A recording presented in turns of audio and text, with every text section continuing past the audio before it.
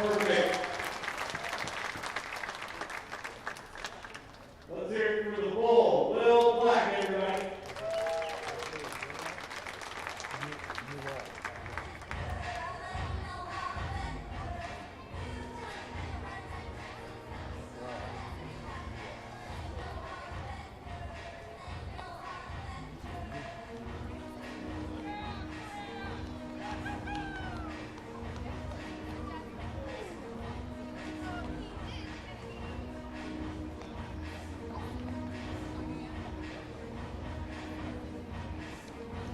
If you are looking out to Educator Night here tonight at the 89 NBC World Series,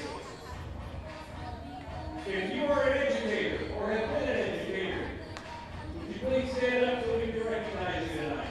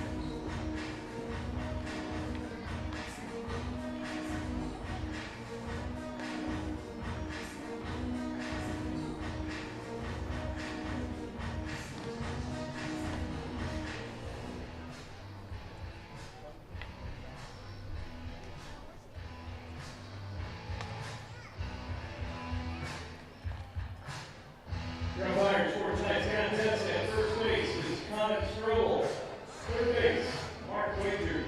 And behind home plate is Jeff Spizak.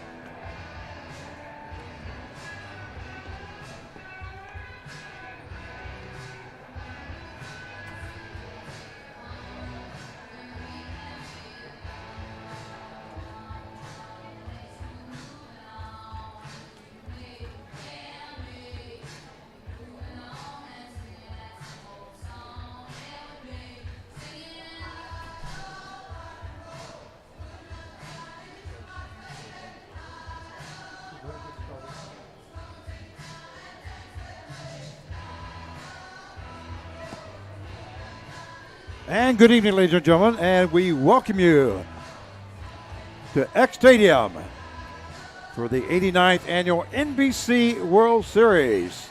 This broadcast is being broadcast live stream, is being provided by Butler Creative TV.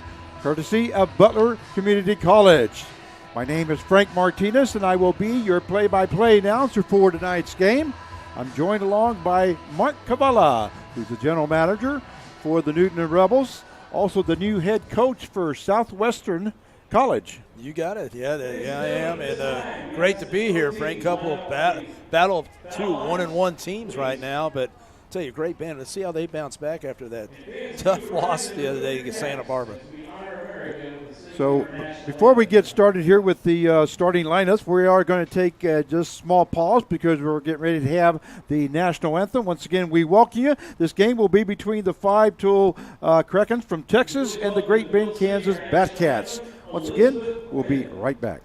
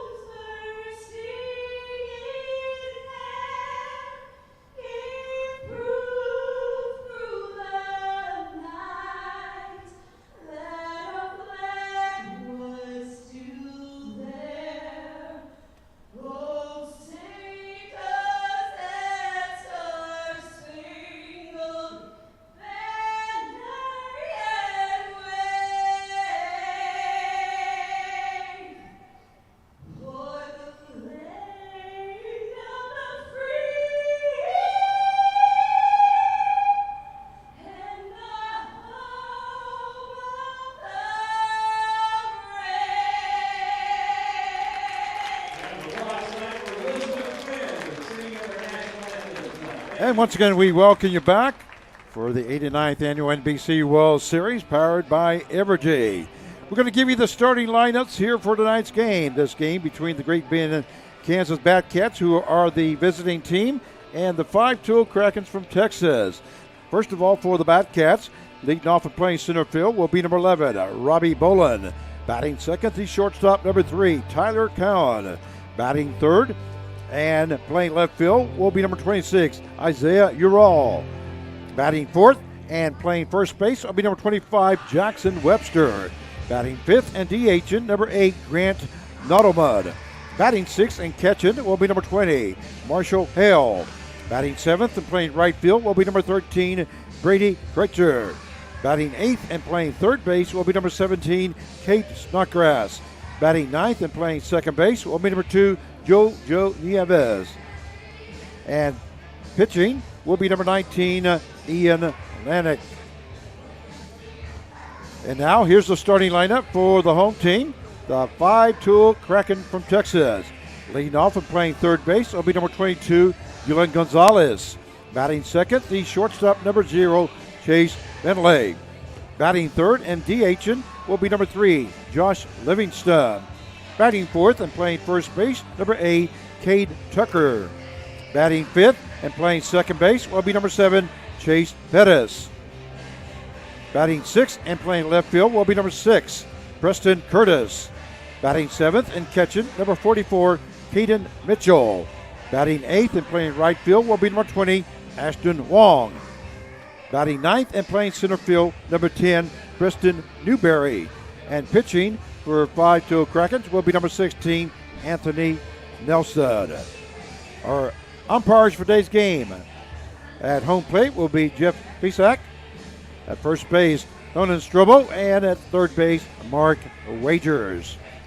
Well, Mark, you were talking about to see how Great Bend comes back because they did lose to Santa Barbara, California Forces on Sunday by the score of 5-4. And that was a well-fought ball game. Yeah, they had a chance. They had an opportunity to actually beat them. They, made some errors right there, but it's probably the closest game they say in about 4 or 5 years against Santa Barbara. So And I'll tell you, they've been very consistent. We're in the same league with them, that's the Newton Rebels, and of course, Great Bend in the Jayhawk League. And they were the most, I'd say, obviously the most consistent team. They won the first half. And they had some adversity with the storm. They had to cancel some games at the end. But they came back, and I'll tell you, I think they're going to come out with some fire in this game. By the way, the 5-2 Texas Krakens are managed by Jacob Maneska, and the Great Bend Batcats are coached by Jonathan Mariana.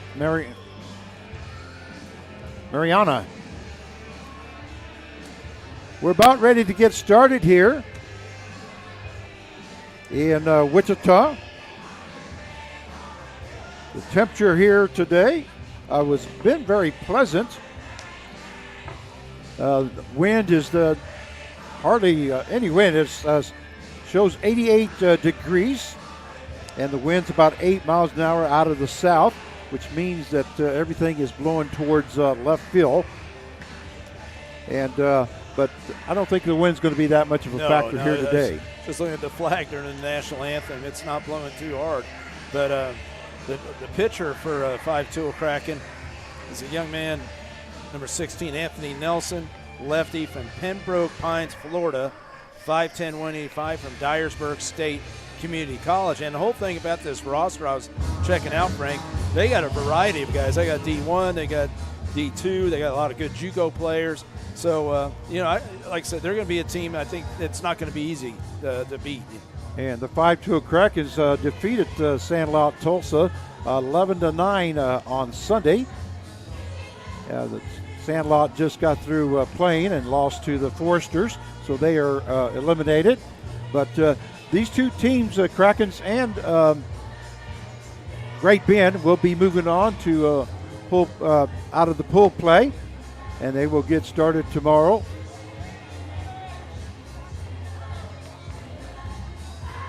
What time they're going to play and what seeding they get depends on who wins this ball game. We're going to lead off here. Great Bend will be the center fielder, number 11, Robbie Bolin.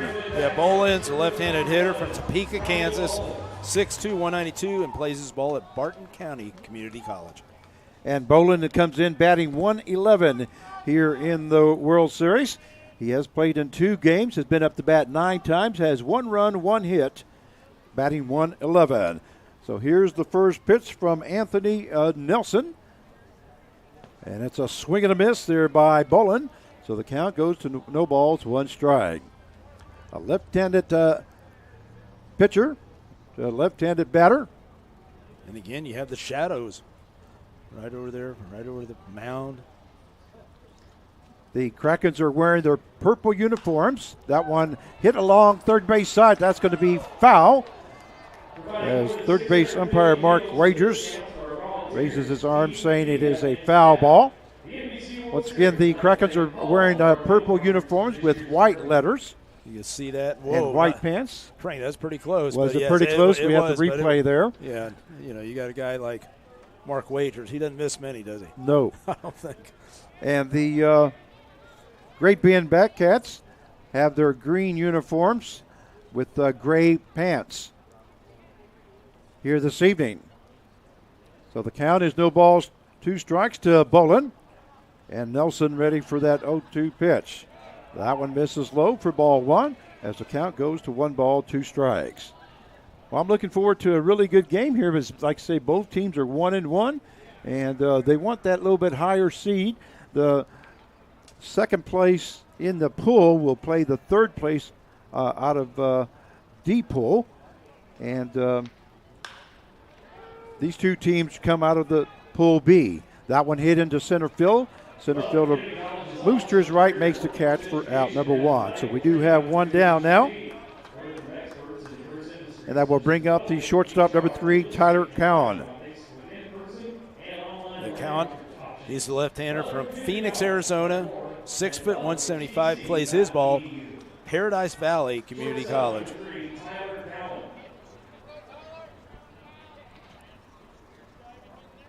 So we got 1 down here as we're just now starting.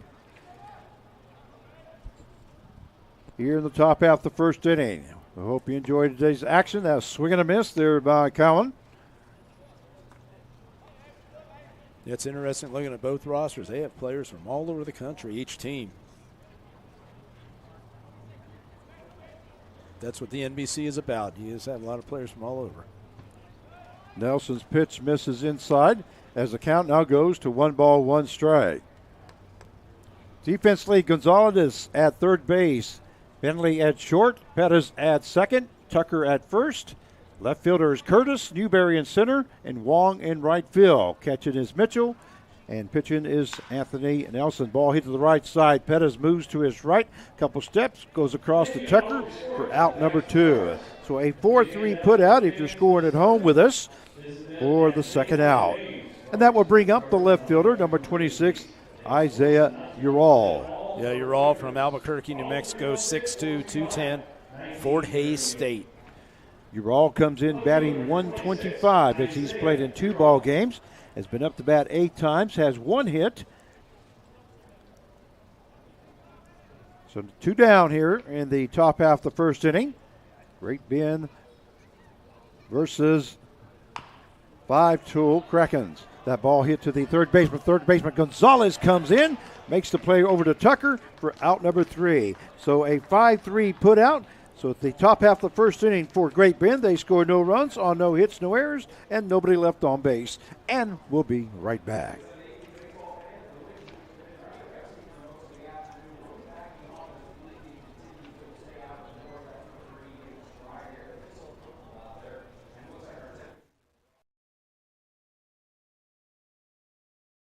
Okay, Charles, one bill forecasting tool. Thanks, Cheryl. You want any weekly usage reports with that? Oh, that sounds tempting. It's on the house. Oh, well, I guess I'd better. Oh, Cheryl, before I forget, can I get the mobile app to go? Yeah, you got it. How do you take your energy? With Evergy, you choose from our new tools and options built to work for you. What did he order? Evergy, the utility company.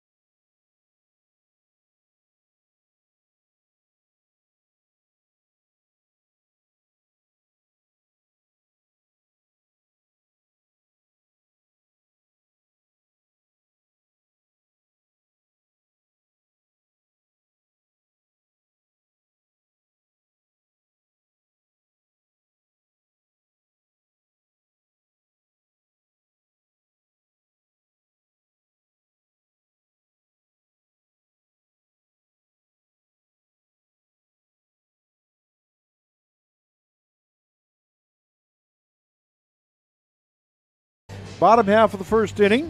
If you're just now joining us, Great Bend went down 1-2-3 in the top half of the first inning. So due up, third baseman number 22, Julian Gonzalez. Gonzalez from Southwest Ranches, Florida, 6'2", 202, Dyersburg State Community College. He comes in batting 250 as he's appeared in 2 ball games here in the World Series. Has been up to bat 8 times, has 2 hits, 2 runs. He does have a double and 2 RBIs. Oh, good catch there by the fan out there. He was prepared. He had his glove. First pitch was fouled off, and the fan caught it in the stands. So the count is no balls, 1 strike now to Gonzalez. And Ian Lennox is your pitcher, right-handed pitcher. Once again, the Great Bend wearing their green uniforms with gray pants. That one misses outside for ball 1. That one hit hard to the shortstop, Cowan. He makes the catch on the line shot for out number 1. That will bring up the shortstop number 0, Chase Bentley. Yeah, Chase Bentley, right hand from Prosper, Texas, 6', 175 from University of North Carolina, Charlotte. Penley looking for his first hit here in the World Series. He has appeared in 2 ball games, have been up the bat 6 times. He does have 3 runs scored, so he has been getting on base.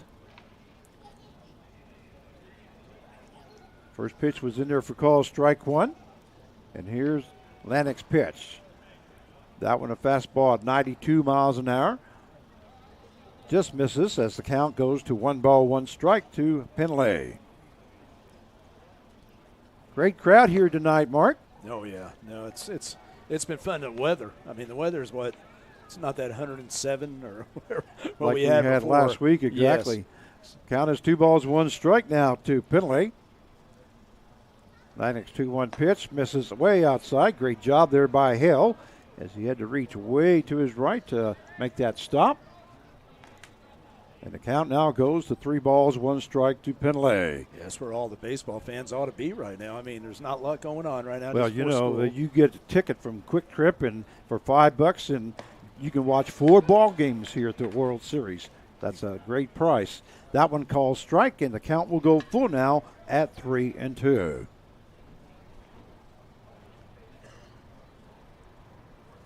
Here's Lanik's pitch. That one hit to the shortstop count, moves up, going across to Webster for out number 2. So 6-3 put out. They're just going it home for the second out.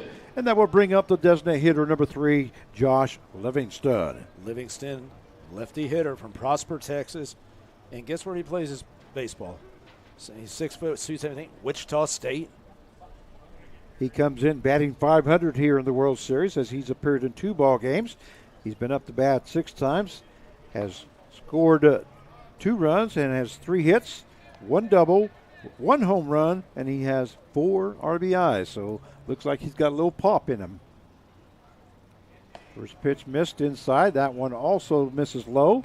So the count goes 2 balls, no strikes now to Livingston, as we have 2 down here in the bottom half of the second inning, or first inning, correction.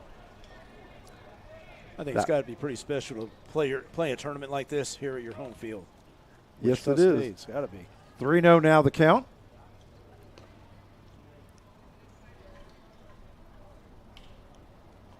Here's Lanik's pitch. That one misses high for ball 4. So Livingston walks on 4 pitches. He takes first base, and that will bring up the first baseman, number 8, Chad Tucker. Tucker from Crum, Texas, 6'3", 210, Arkansas State.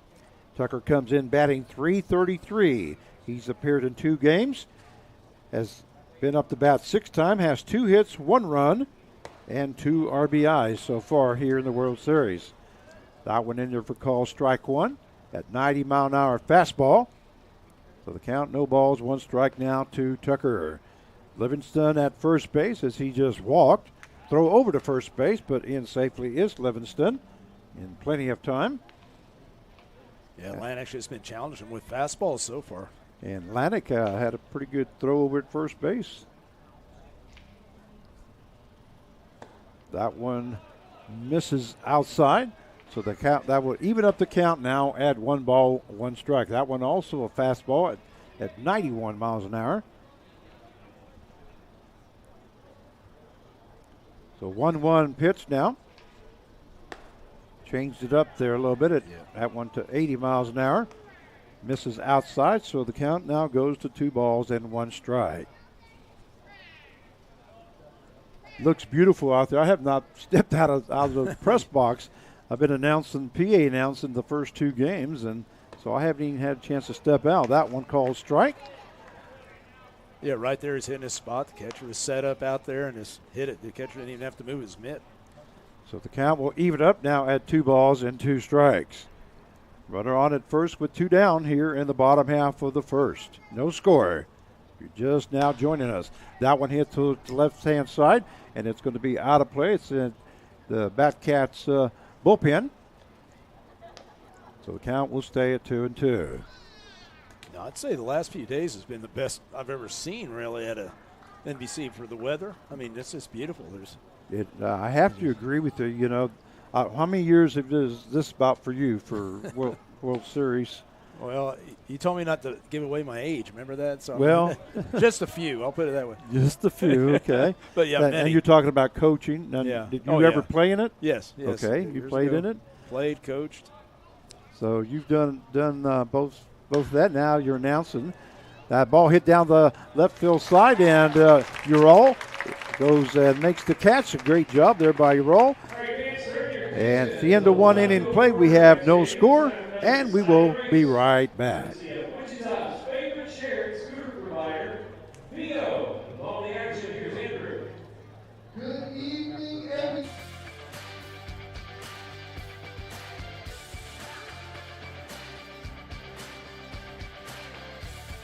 In Kansas, the oil and gas business is often a family business that can span generations. We're a 4-generation Kansas oil family. Oil and gas revenue supports our ranching and farming operations through good years and bad. We work together as good stewards of the land. You might be surprised to know there hasn't been one drop of groundwater pollution from hydraulic fracturing in Kansas over the past 40 years. Get the facts about Kansas oil and natural gas. Oil and natural gas keeps this Kansas family strong.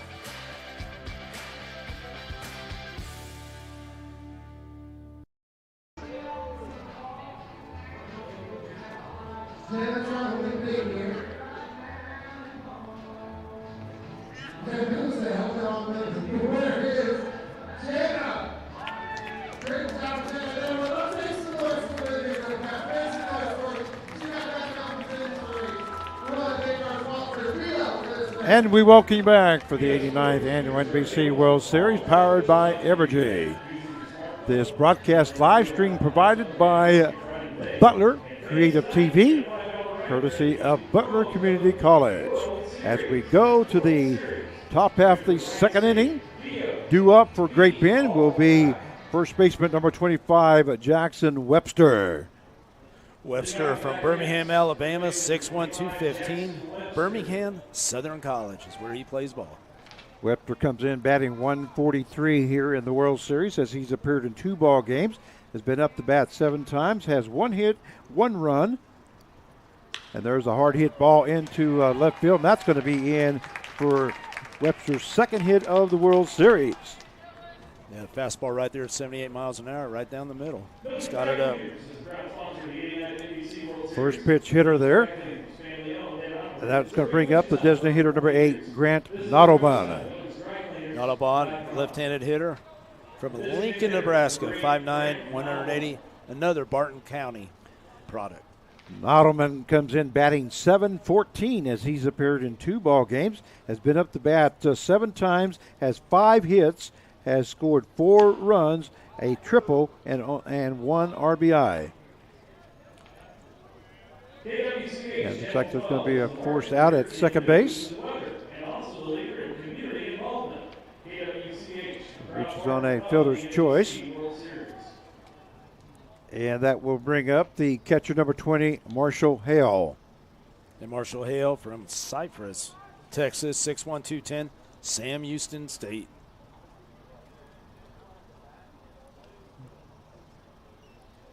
Hale comes in batting .375. That one misses outside for ball 1 as he has appeared in 2 ball games. Has been up to bat 8 times, has 3 hits, 1 run scored, 1 double, and 1 RBI here in the World Series so far. So 1 ball, no strike, and that one fouled right down the line to the first baseman, Tucker. He just steps on the bag for the double play. A great job there by Tucker. Quick reaction. Yeah, Nottleman, he didn't have a chance, did he? Here's a line shot there to Tucker, and he just moves to his left and then steps on the bag and then goes into the dugout. So no score at the end of 1.5. We'll be right back.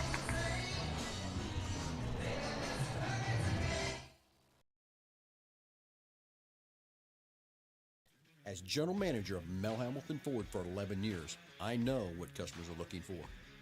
Great service with certified technicians, a great sales experience with plenty of inventory to choose from. And don't forget, parts and other gear to take care of all your racing needs. So when you decide who you want to do business with, choose us, Mel Hamilton Ford, and experience the difference. Hey, you know what I'm always asking myself? Is work supposed to be this much fun?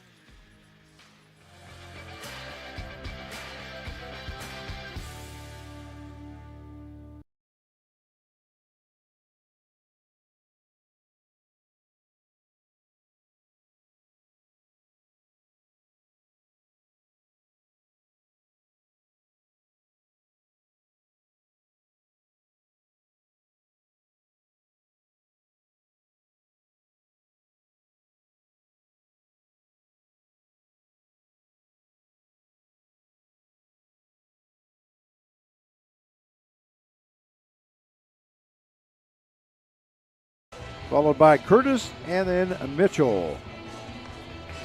Well, so far we got a pretty good pace. Pretty good, yeah. I mean, both pitchers coming in there throwing strikes. Always helps with the double play there.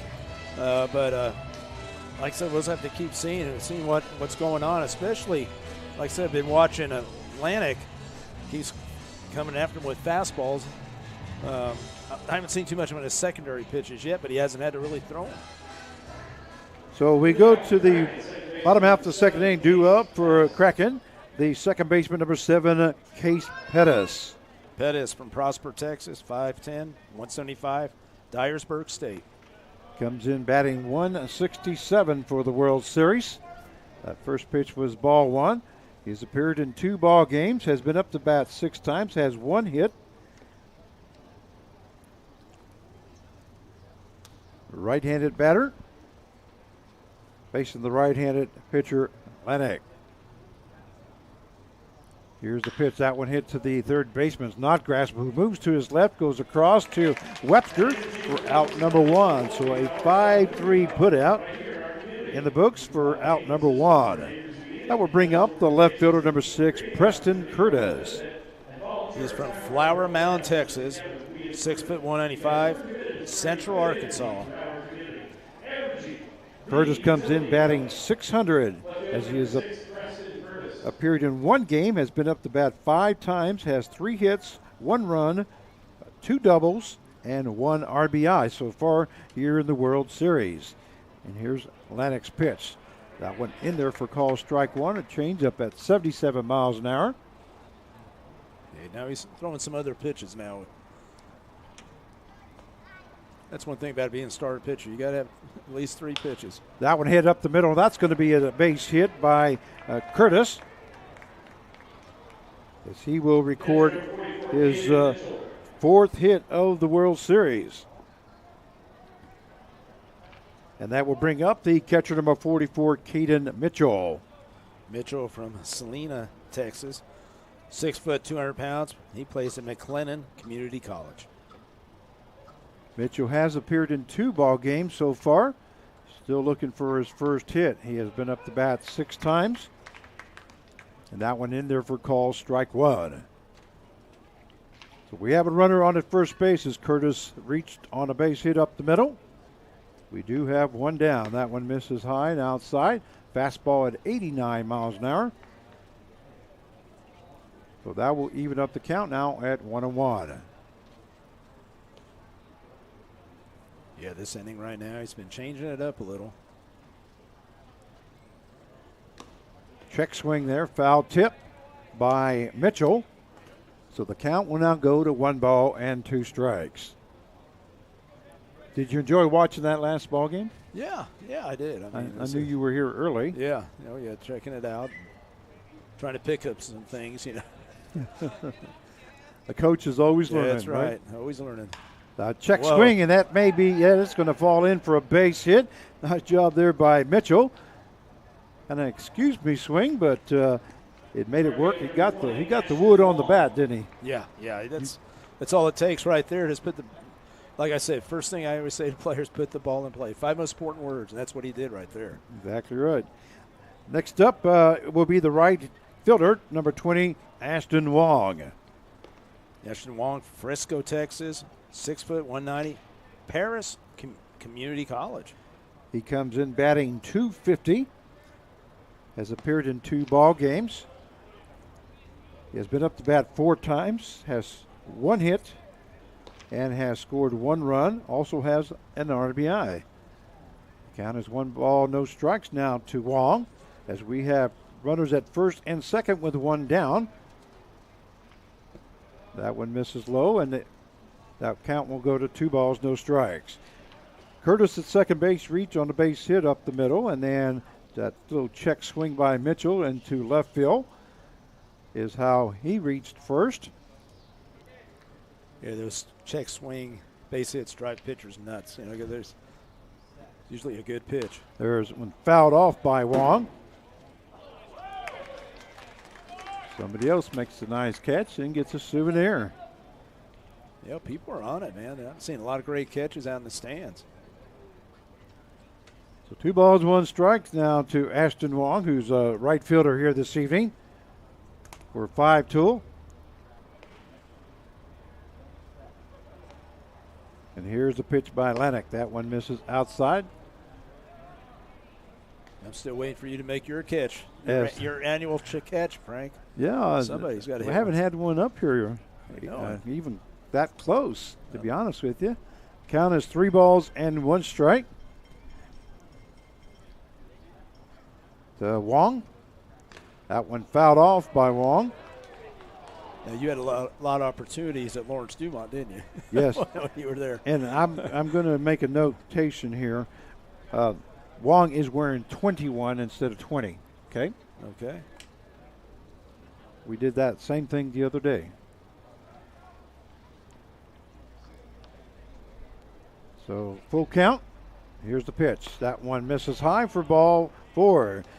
So Ashton Wong will be moving over to first base on a walk. Mitchell will move to second, and Curtis will move to third base. Bases are loaded now for Kraken. And due up now, the center fielder, number 10, Preston Newberry. Newberry from Tyler, Texas, 5'10", 170, Weatherford College. And the reason we had 20 for Wong is because that's what he is in point streak for some reason. Ah. Because if you look at point streak here, you can see they have number 20. Right. So, and that's how it was turned into on the score sheet also, I believe, on the lineup. Yeah, sometimes that happens. You know, you lose your jersey or something happens. You left it back home or something. There's something that happened. I'm sure there's a little story that we'll never hear about. But, yeah, I mean, that's kind of what the changes are. Hale went out to speak to Lennox as we have 1 down, bases full here in the bottom half of the second inning. No score here so far between the 5-2 Krakens and the Great Bend Batcats. That one calls strike 1 as that hits the outside corner. Change up there at 80 miles an hour by Lennox. He's definitely going to more of his off speed this inning. And now we'll take the count to 1-1. That one misses outside. Count now goes to 2 balls, 1 strike. Throwing his changeup. Great ball stadium here at X Stadium here at campus of Wichita State University. Of course, the home of the Wichita State Shockers. It's all artificial turf. Got 330 down the lines, 375 in the gaps, and then 390 dead straight center. Swing and a miss there by Newberry. We're talking about, I don't want to give my age away, you know, but I've seen the evolution of this place. You know, it's from the flatbed trucks to the chain link fence. Now look at it. It's beautiful. Full count. That ball hit up the middle. Diving for it was Calvin, but not able to come in. So scoring from third base will be Curtis. Also scoring is Mitchell, who was standing at second. So 2-0 is the score in favor of 5-2 Kraken, as Newberry delivers a base hit up the middle and 2 RBIs. That will bring up the third baseman, number 22, Julian Gonzalez. Yeah, you just put that right up just put the ball in play, what we talked about, and just found a hole. It was right up the middle. Cowan moved to his left, and Nieves moved to his right and was not able to come up with it. Gonzalez flew out to shortstop his first time out. Matter of fact, it was a line shot.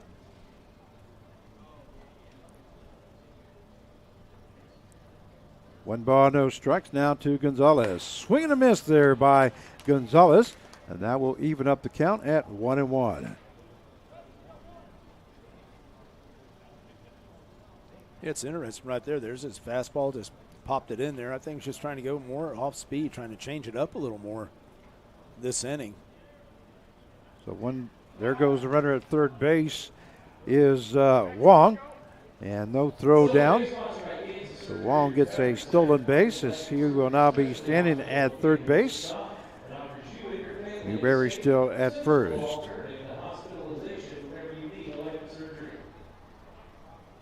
We do have one down with runners now at the corners. And the Kraken has scored 2 runs here in the bottom half of the second inning and make it 2-0. That one fouled off by Gonzalez.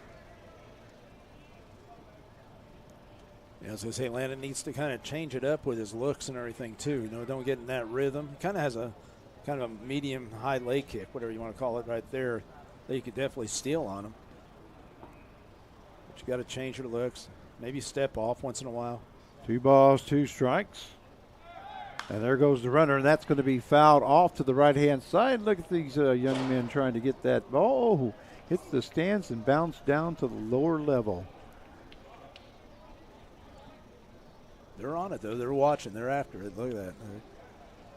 So the count stays at 2 balls, 2 strikes now to Gonzalez. Newberry at first base.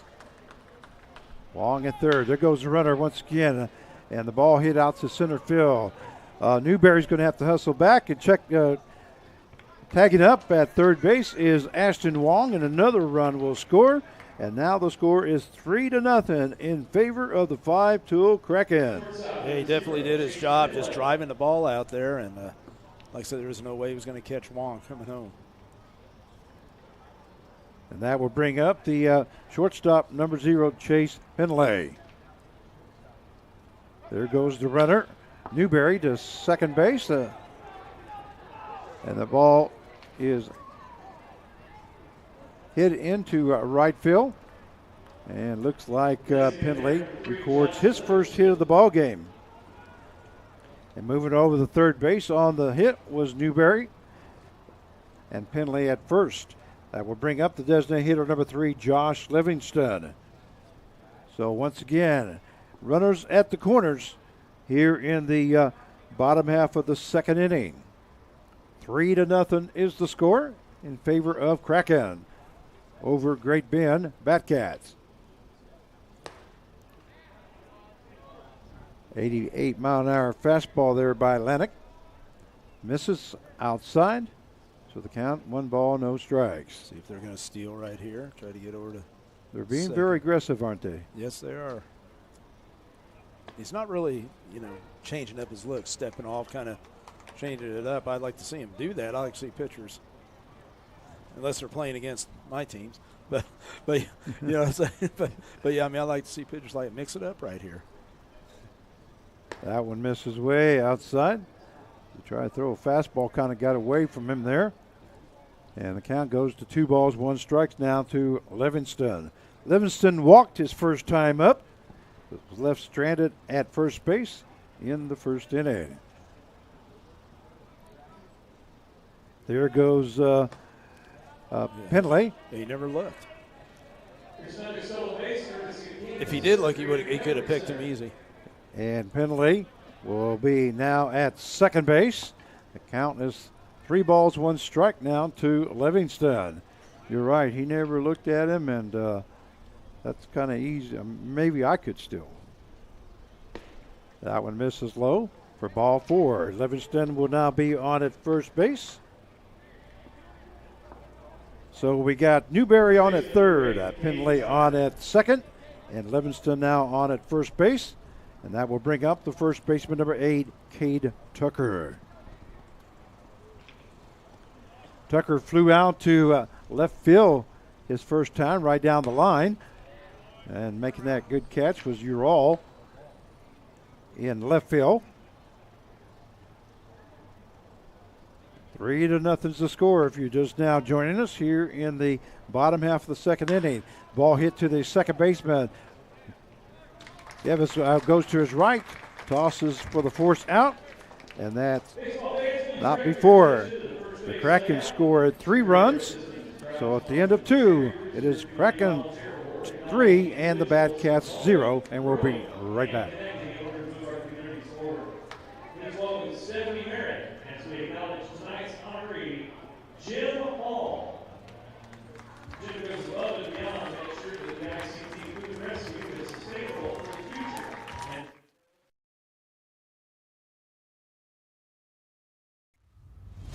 At Spirit, engineering is a key to defense success. Spirit Aerosystems engineers are leveraging commercial design-build expertise for defense programs. We move from design to development to the factory floor faster. At Spirit, engineers work with research and technology teams to develop new materials, apply factory automation, and build cost and production efficiencies into each project.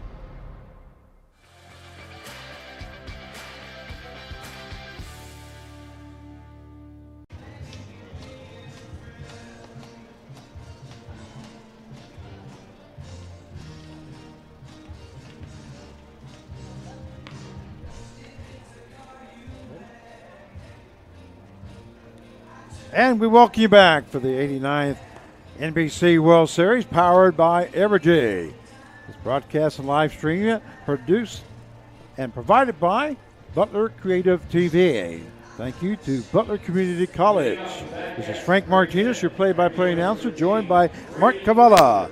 As we go to the top half of the third inning, the score is the Kraken 3 and the Bad Cats 0. And we have our first horn. Ball 1. And it's called ball 1. Due up is right fielder number 13, Brady Kreitzer. That one misses outside. So the count will now go to 2-0. Yeah, Kreitzer from Hays, Kansas, at 5'9", 175. He goes to school at Fort Hays State. Kreitzer comes in batting .500 as he's appeared in one ball game. There's a swing and a miss there by Kreitzer. The count now goes to 2-1. He's been up to bat 4 times and has 2 hits, 1 double, and 1 RBI. Ball hits to the right-hand side. Pettis moves to his left a little bit, goes across to Tucker for out number 1. So a 4-3 put out for the first out. Didn't have to move very far on that one. No, he didn't. But I look at Nelson, the pitcher, he had a long inning right there. There's a long inning where he had to sit and rest. That will bring up the third baseman, number 17, Cade Snodgrass.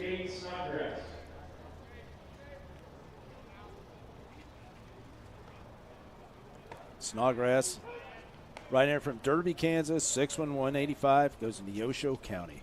That first pitch is in there for call strike 1. He comes in batting .111 as he's appeared in 2 ball games here in the World Series. That one misses high, and that will even up the count at 1-1. He's been up to bat 9 times, has 1 hit, 1 run, 1 double, and also 1 RBI.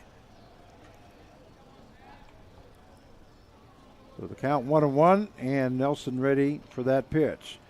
That one misses outside. A low breaking ball at 69 miles an hour. Yeah, I followed Cade for a few years. His brother Jay's played when I was coaching at Friends, hitting coach here. He also played for the Newton Rebels. His brother, the great player. The whole family's awesome. Great family. So 2 balls, 1 strike now to Cade Snodgrass.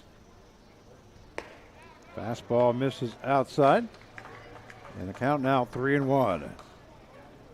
1 down here in the top half of the third inning. 3-0 the score in favor of 5-2 Kraken. That one hits the corner for strike 2, and that will take the count now to full count at 3-2. Look at this. Let's look out. Look at the pitch right there. Caught that back door right there. Barely caught it.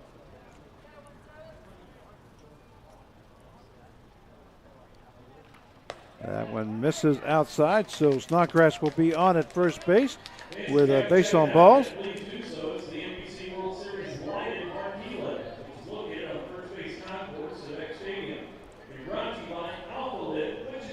That would bring up the shortstop, or Chris, second baseman, number 2, Jojo Nieves. Nieves from Junction City, Kansas, 5'5", 145, and he is undecided.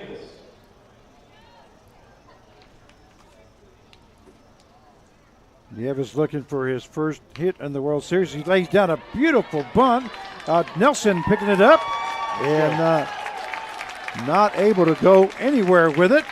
Nieves was moving down the line, wasn't he? Yeah, he was moving. I'll tell you, that's something that you and I talked about the other day, some of the things that we don't see a lot, and that's one of them right there. The art of bunting. What a beautiful bunt. Look at this bunt. Just beautiful. Nicely put, and he's more than 3/4 of the way down there before he picks the ball up. Nelson does.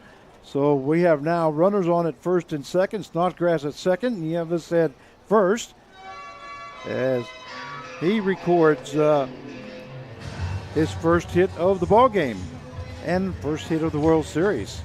That will bring up the center fielder, number 11, Robbie Boland. One down here in the top half of the third inning. You got a chance to see Great Bend quite a bit. That one fouled off by Boland.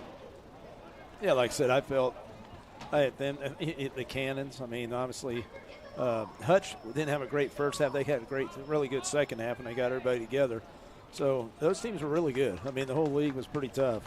And also what happened, I don't know if you heard what happened to them. I just saw it off of Facebook. I'm living in Kansas City now area, and but I'm friends with Roger Ward, and he posted on Facebook about he thought maybe the season was going to be over because they had a big storm up there in. Well, they came down and played us in Newton. Then they went down and played in Derby right after that. And when they were playing in Derby, they just finished up. That's when that storm hit.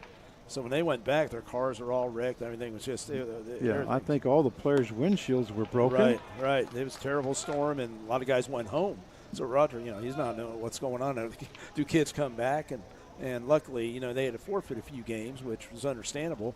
And they came back, played the last few games, and they're here. Yeah, and they're here. So you got to give them credit. I was pulling for them when I did find out that they were going to be able to continue playing, and I was really pulling for them because that'd be a tough way. I think did they end up winning the league? Yeah, they won the first half, and they had that first. It's like two halves how we had it. I see. And then you get a bid. So you have 2 bids from our league, and so they won it. And it's a special year. They're a fantastic team. Yeah, 2 balls, 2 strikes. Now that one fouled off along the left-hand side, but we hear that the Great Bend community came through for them and helped them out, and that's great to hear. I was rooting for Roger Ward and that team. Well, and Roger works hard. I mean, he works really hard. I've known him for years and many years. And he works really hard. He gives his heart and soul to it, fixing the field up, they have a locker room, everything. There's a swing and a miss there by Boland. As he goes down swinging for out number 2, and that is the first strikeout recorded by Anthony Nelson. That would bring up the shortstop, number 3, Tyler Cowan. But what really gets me about Roger, he gets the players that he gets. I mean, you look at that roster, he gets some really good players. And I know it's tough to get them. I know personally for summer ball, and he seems to find a way, and he does it. Has great networking, connections, and that's the team right here that you're seeing. There's first pitch there to Cowan, and there for call strike 1. 83 miles an hour by Nelson. So no balls, 1 strike, 2 down. Runners on at first and second. Snodgrass at second and Nieves at first. That one breaking ball misses. As Scott will even up the count now at 1-1. And it didn't surprise me the other day, the game with Santa Barbara. I knew they'd give them a battle. I mean, I didn't know it was going to be like that, but I thought, they're not just going to roll over. They're not that team. Yeah, well, I think they were ahead 4-2, I believe. 4-2, yeah. Going into the last 8th inning, I believe, and then they finally, Santa Barbara came back and ended up winning that in the last inning or so. And like I say, final score was 5-4. Yeah, that's like one of the closest games, I think. I mean, you've been covering it. many years. Yeah, and it's the best game that the Foresters have faced against somebody in quite a few years. Count is 2 balls, 2 strikes. Of course, I thought last year's team of the Foresters just was unbelievable. Yeah, I think the last 2 years. I mean, Yeah. when they gave up 2 runs, I believe, the whole tournament a couple years ago. And great defensively. You know, they were really, the pitching was good, but their defense was really fantastic. There's a hard hit ball into right center field. The right fielder Wong moving right, and that's going to fall in there for a base hit. I'm not sure that they knew who was going to get that. So 2 runs will score.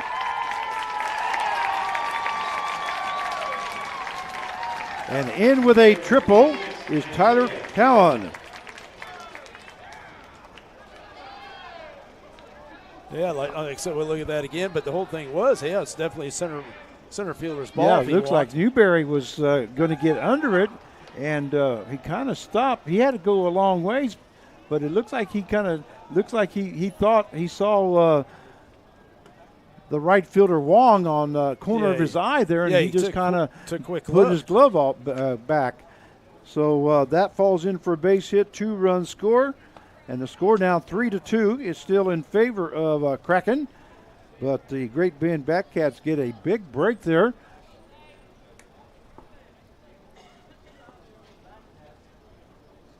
Because I sure thought that was going to be caught. Yeah, I did too. Runner on now at third base with 2 down. Great Bend has a great opportunity to make this a new game. They sure do. Count is no balls, 2 strikes now to Isaiah Ural. Playing left field here this evening for the Batcats. That one misses low. Breaking ball into the ground at 73 miles an hour. Yeah, I don't know what went on out there because there's a little hesitancy, right there. Yep. Because you're center fielder, you have it over everybody on the field. Yeah, like I say, I'm almost positive he got a glimpse of the right fielder Wong out in the corner of his eye, and because he just looked like he pulled his glove back, thinking that Wong was going to get it. So that one misses for ball 2. So the count is 2 balls, 2 strikes, 2 outs with the runner at third base. 3-2 the score in favor of the Kraken. That one fouled off to the right-hand side, almost to the Kraken dugout.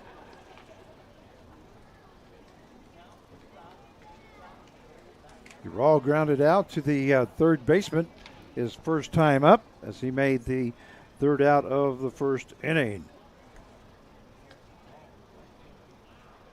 Here's Nelson's 2-2 pitch. That one misses high. And the count will go full now at 3-2. Yeah, that's what we talked about. I was bringing up about that long inning right there where you sit out there for an inning and, you get your rhythm as a pitcher. You got a big delay. It's great your offense is scoring some runs. But Nelson doesn't seem like he's as comfortable right now. That one hit hard into left field. That's going to be down the line, and that's going to be in for extra bases. And we have a tie ball game as Cowan comes in to score from third base, and standing at second base with a double and an RBI is Isaiah Ural.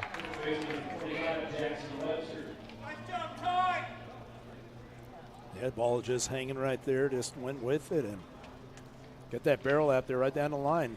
And Ural records his 2nd hit of the World Series, and that is his first RBI. It's a good drive. 3-3 now the score. And that will bring up the first baseman, number 25, Jackson Webster.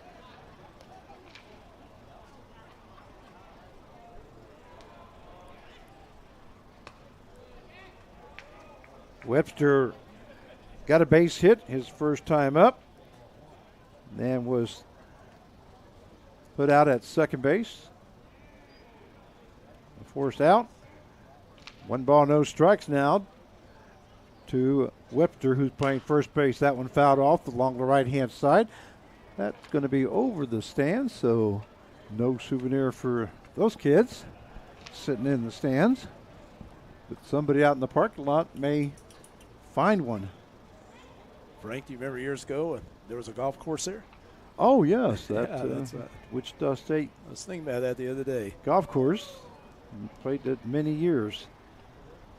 That one misses low and inside as the count goes to 2 balls, 1 strike. That used to be our home golf course for a while. We had a men's club, and we played every day there. Oh, yeah. And we came from Echo Hills up on 53rd and there in Park City. Now that group of guys are all in down Derby area. That one hit down the line foul. And they're still going strong. They're still playing every day. That's good. It's probably not the same without you, though. Well, I just, recently moved to Kansas City area, and I do miss the guys, but I did get a chance to go play with them a week ago. We went to Topeka area and got a chance to play.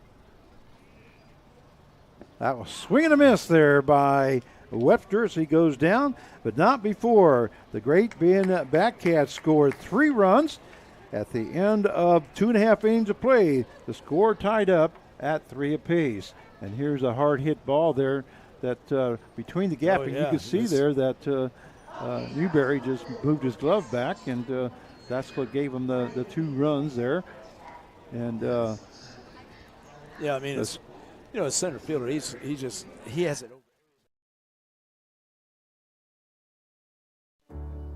At Evergy, we're focused not just on what we power, but on who we power, right here in our community. We provide payment assistance to our neighbors who need it. Invest in organizations and people, creating opportunity for all to benefit. And volunteer our time around our hometown so that together we improve it. Because we're committed to spreading good energy throughout our community. Evergy, the utility company.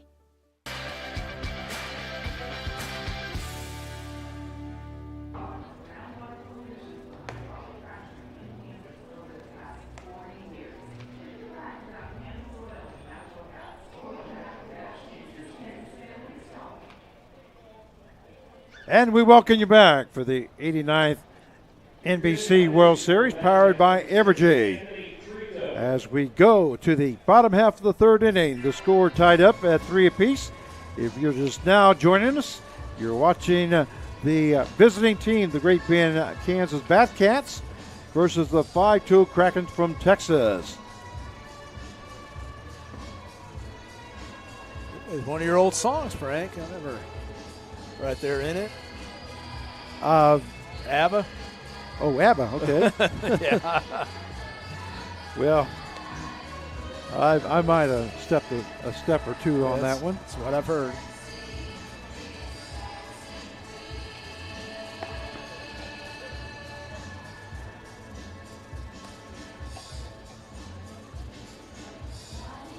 Well, both pitchers had long delays, sitting on the bench, and we'll see what happens now with Lennox.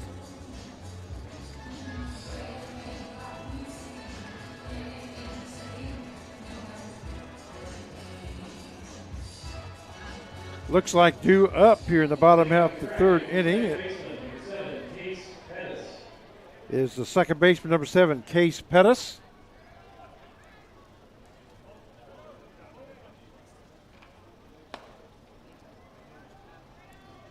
That one misses for ball 1. So 1 ball, no strikes as we are in the bottom half of the 3rd inning. Score tied up at 3 apiece.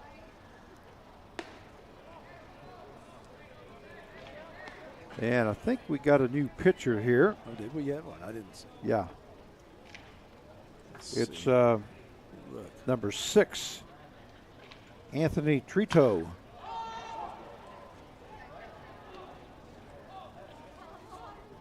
Ball hit into left field. Left fielder Ural makes the catch for out number 1. Yeah, Trito's from Brighton, Colorado, 6'2", 170, Barton County Community College. So Anthony Trito is now the pitcher.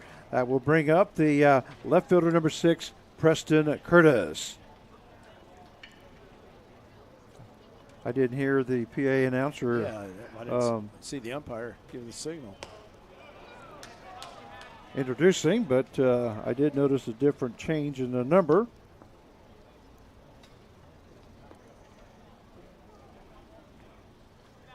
And pitch to Curtis is in there for swing and a miss. Second one in there, call strike 2. So the count is no balls, 2 strikes. 1 down here in the bottom half of the third. Here's the pitch. That one misses high. That will take the count now to 1 ball, 2 strikes. Didn't the ball field look beautiful with the shade and the sun? Blue sky. The sky. Gee. I know that people don't understand, but we haven't been having this kind of weather for quite a while. No. There's a swing and a miss there by Curtis as he goes down for out number 2. That is the first strikeout recorded by Trito. That will bring up the catcher, number 44, Keaton Mitchell. Yeah, good fastball, just swung right through it. It's all about timing, and right there he just missed it. Mitchell recorded his first hit in the second inning. He also scored a run on that base hit by Newberry. And we have out number 3. So at the end of 3 innings of play, the score tied up at 3 apiece, and we'll be right back.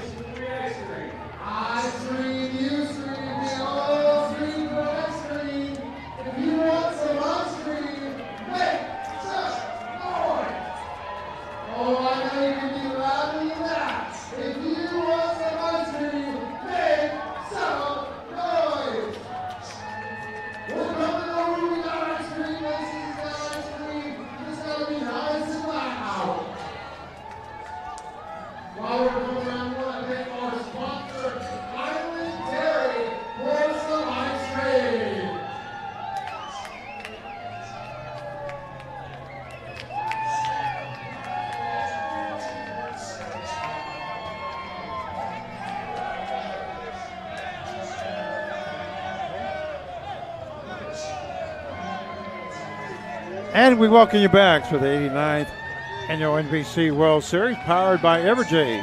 It looks like they're handing out ice cream. Yeah, Andrew Burgos. Ice cream sandwiches. Yeah, Andrew's most popular Everybody? guy right now. Yeah, right now because he's passing out those. We're always in the wrong spot. You know that? I don't think he could throw one up here, could he? The other day it was root beer floats. And Did you ever get one? No, we never got one up here. And now their ice cream sandwiches are being handed out. But that's just our luck, isn't it? That's right. Look at that. Well, you know, to be honest with you, we probably don't need an ice cream bar. I don't need it right now. No.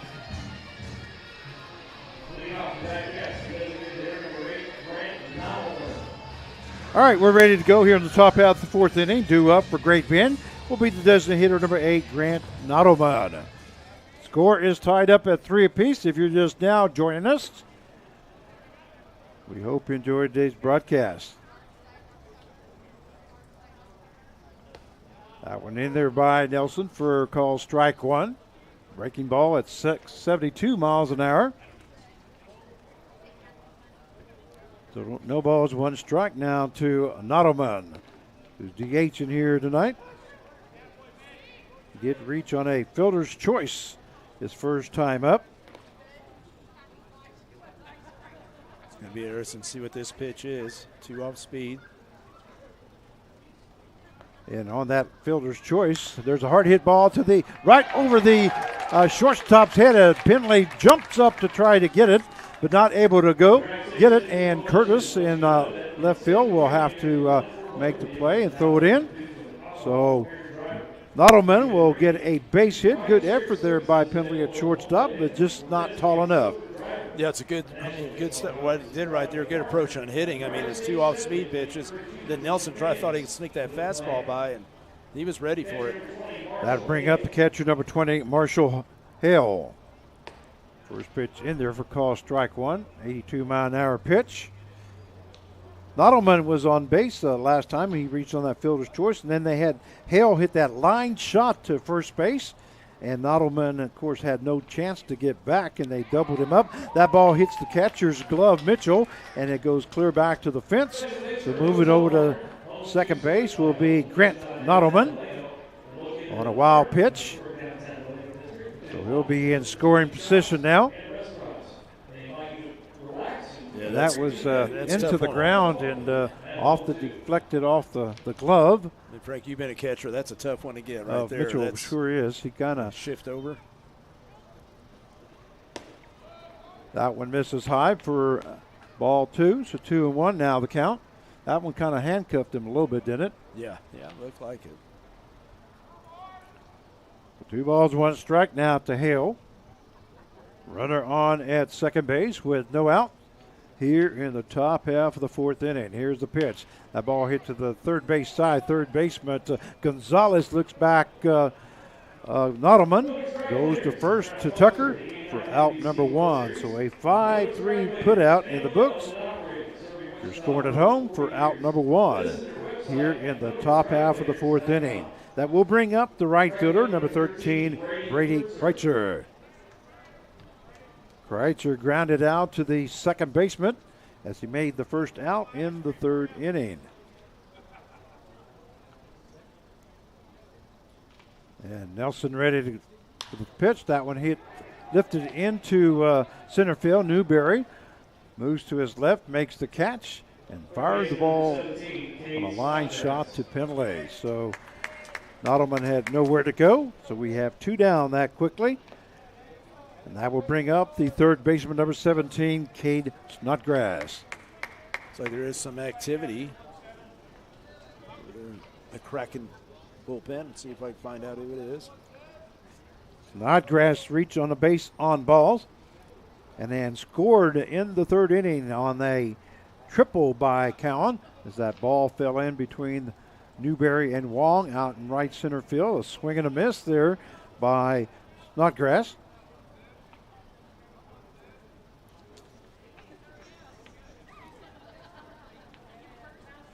And the count's no balls, 1 strike. 2 down, runner on that second, Nottleman. That one misses way outside. As the count evens up now at 1-1. Great ball game here this evening so far.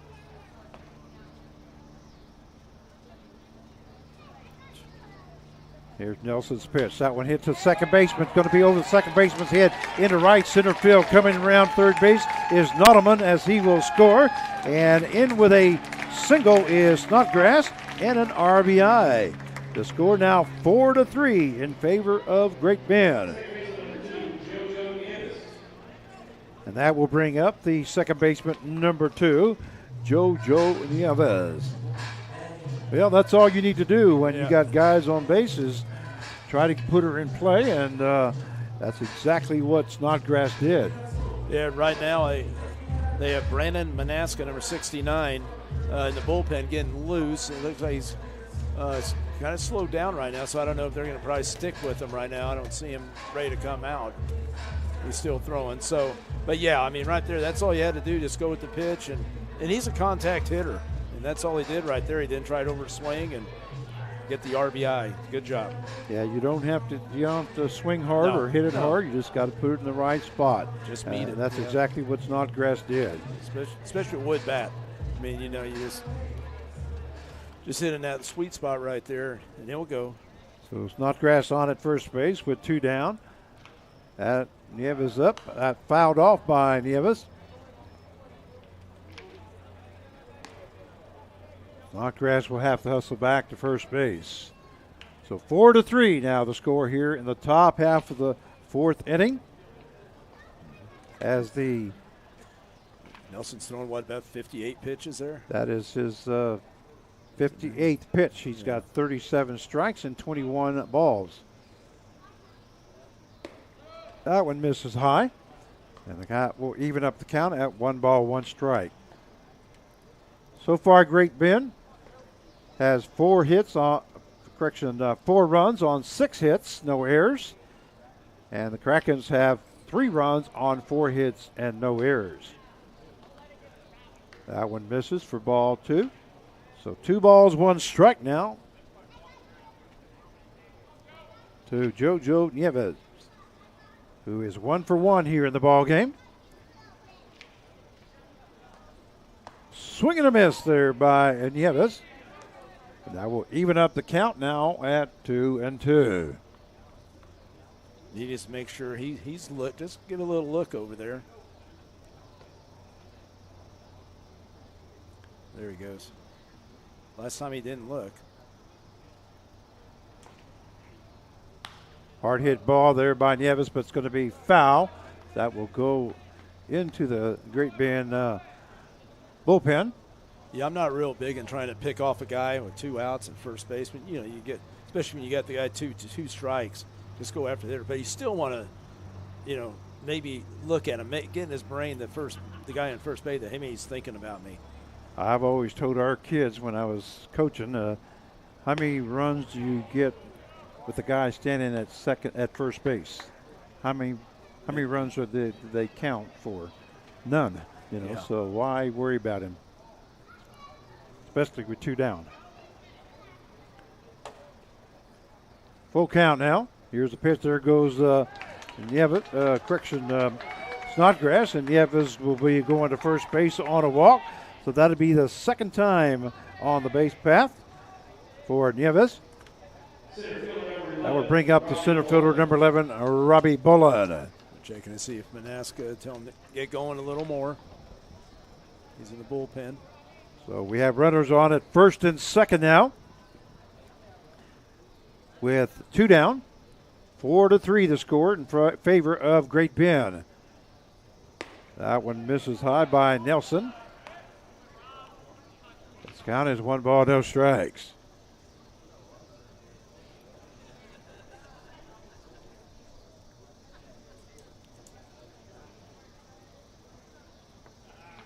That one hit to the right side. Second baseman Pettis goes. Oh, he just not sure he knew what he was doing there. It looked like he was going to throw it hard, and all of a sudden decided just to lob it. Yeah, little nonchalant right there. Nonchalant, exactly.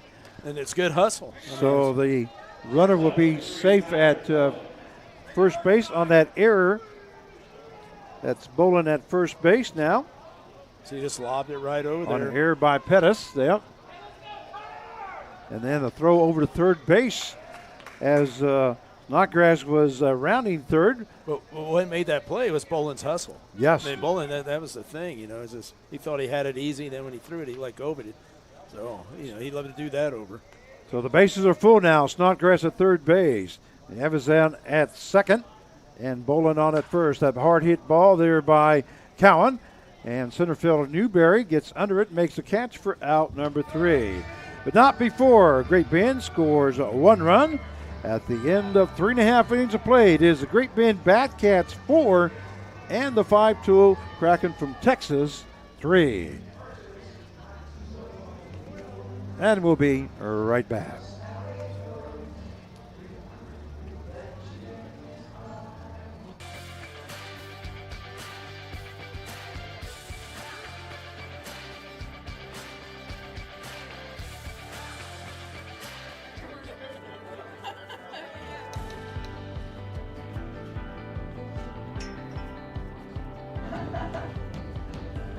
And I have had a student in this very class. Jay was drawing something up.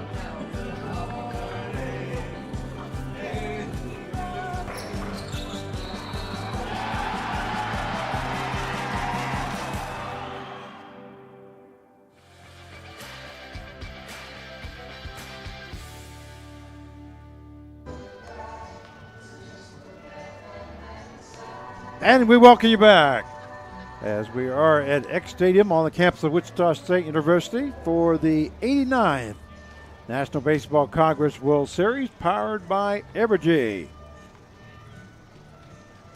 As we're getting ready to go to the bottom half of the 4th inning.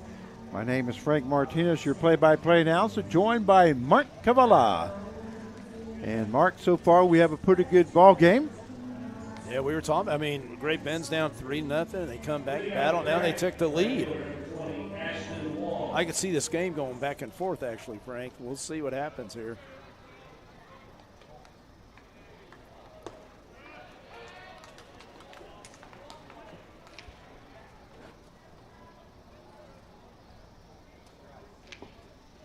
Well, I'm looking because I know Wong was wearing number 21 last time. This time he's wearing number 20.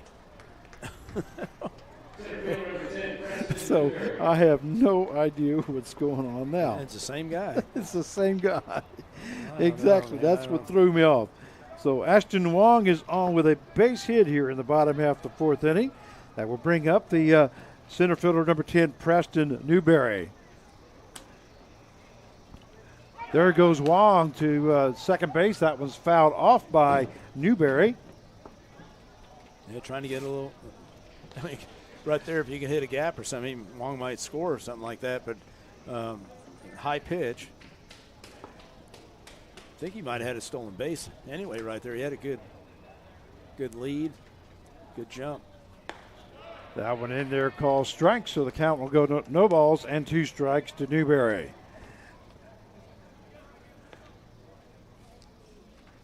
Kraken being aggressive there. Can you put your fingers up and ask me how many fingers you're holding up? I want to make sure my eyes are not going berserk here, because I know he was wearing 21, because that's why I changed my number. Right. No, I'm trying to look at, let's see if there's a, well, at 21, there's a 21, it's a pitcher. No. There's a swing and a miss there by Newberry as he goes down swing for out number 1. That would bring up the third baseman, number 22, Julian Gonzalez. Third baseman, number 22, Julian Gonzalez. Actually, I don't want to get caught because my wife keeps telling me I need glasses. And I'm trying to prove her wrong. But anyway, let's get back to baseball here. You're fine, Frank. There's a hard hit ball into center field. Center fielder Boland coming in, makes the catch for out number 2. Yeah, that was a good hard hit on the fastball. And this just happened to hit it right at him, though. I mean, that was a good drive. That's all he can do is just, what did he do wrong? Nothing. He just hit the ball hard, just right at him. Well, he made very good contact. That'll bring up the shortstop, number 0, Chase Penley.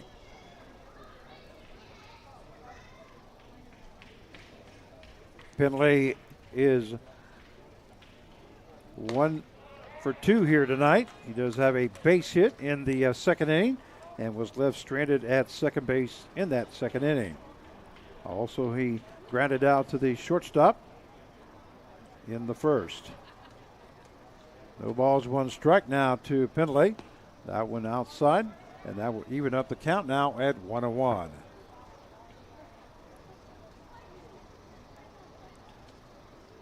So let me get this right. You get a ticket from Quick Trip, come in for $5, watch 4 games, and then you get free ice cream. That's good. Quite a bargain.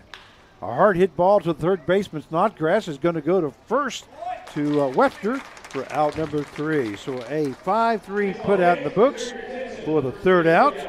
So the bottom half of the fourth inning for Kraken, they scored no runs. At the end of 4, it is the Great Bend Badcats 4 and the 5-tool Kraken from Texas 3. And we'll be right back.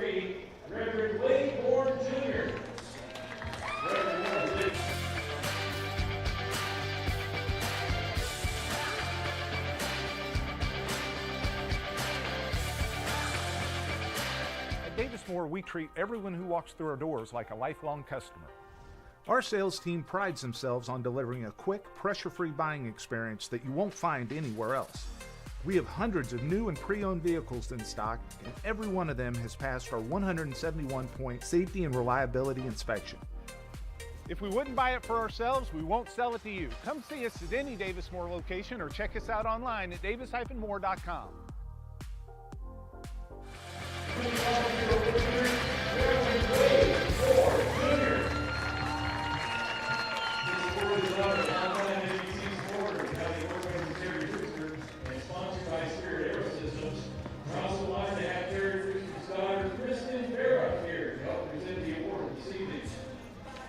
And we welcome you back for the 89th National Baseball Congress World Series. As we go to the top half of the 5th inning, the score 4-3 in favor of Great Bend. Tonight is teacher night here, Mark. Yeah, that's appreciation night. Teacher Buy appreciation one, night, get one free. So what? That's a pretty good deal. That's a pretty good good deal. Real good deal. I mean, out there and up all the teachers, especially at school starting out pretty soon here. You know, they need to come out here, take a break, and enjoy. So teacher appreciation night here at the World Series. Tomorrow is First Responders Night. And we just happen to have a couple first responders, as my son is a fireman and your son-in-law is a fireman. Yep. Chase Manuel. Okay. Manuel, yep. And mine is Paco Martinez. They're both. Mine's a fireman here in Wichita. Mine's in Hutchinson. Hutchinson. Okay. Well, tomorrow's Responders Night. Buy one, get in one free.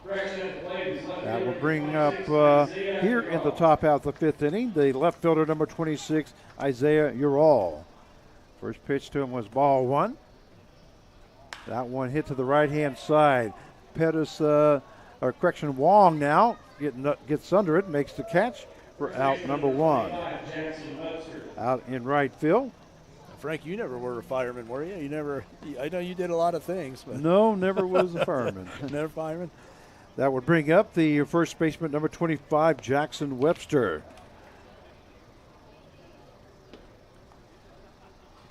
That one low for ball one.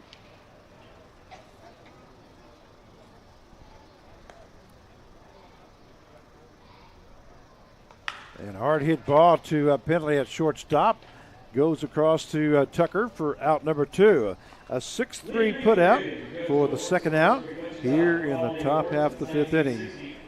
4-3 the score in favor of Great Bend over the 5-tool Kraken. That will bring up the first baseman, number 25, Jackson Webster. This Brandon Manaska pitching. We got a new pitcher? Yeah, Brandon Manaska, Prosper, Texas. Okay. So I'm throwing in the bullpen quite a bit. 5'11", 170, Texas A&M. Thank you. Very good school for baseball. Count is 1 ball, 1 strike. Maneska will give you the final numbers here.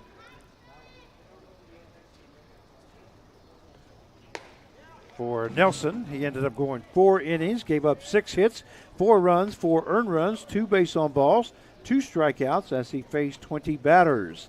Also, I did not give you the final numbers for Lennick. His final numbers, he went 2 innings, gave up 4 hits, 3 runs, 3 earned runs, 3 base on balls, no strikeouts as he faced 13 batters. Want to make sure we get those in. Count is 2 balls, 2 strikes now to Nuttleman. That one lifted to right field, and making a catch is Newberry for out number 3. So the top half of the 5th inning for the Batcats. They go in order. At the end of 4.5 innings of play, it is the Batcats 4 and the Krakens 3. And we'll be right back.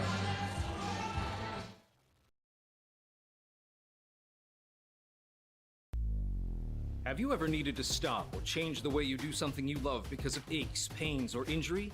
The physical therapists at NovaCare are here to get you back to work, life, and your favorite activities. Most importantly, your goals are their goals. Their movement experts will listen and develop an individualized treatment plan so you can heal.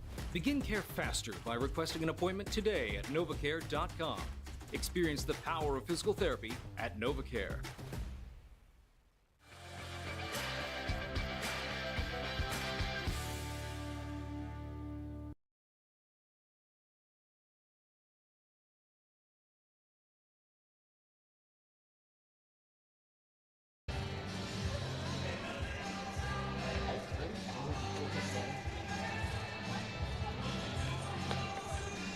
And we welcome you back for the 89th National Baseball Congress World Series, powered by Evergy, as we go to the bottom half of the 5th inning.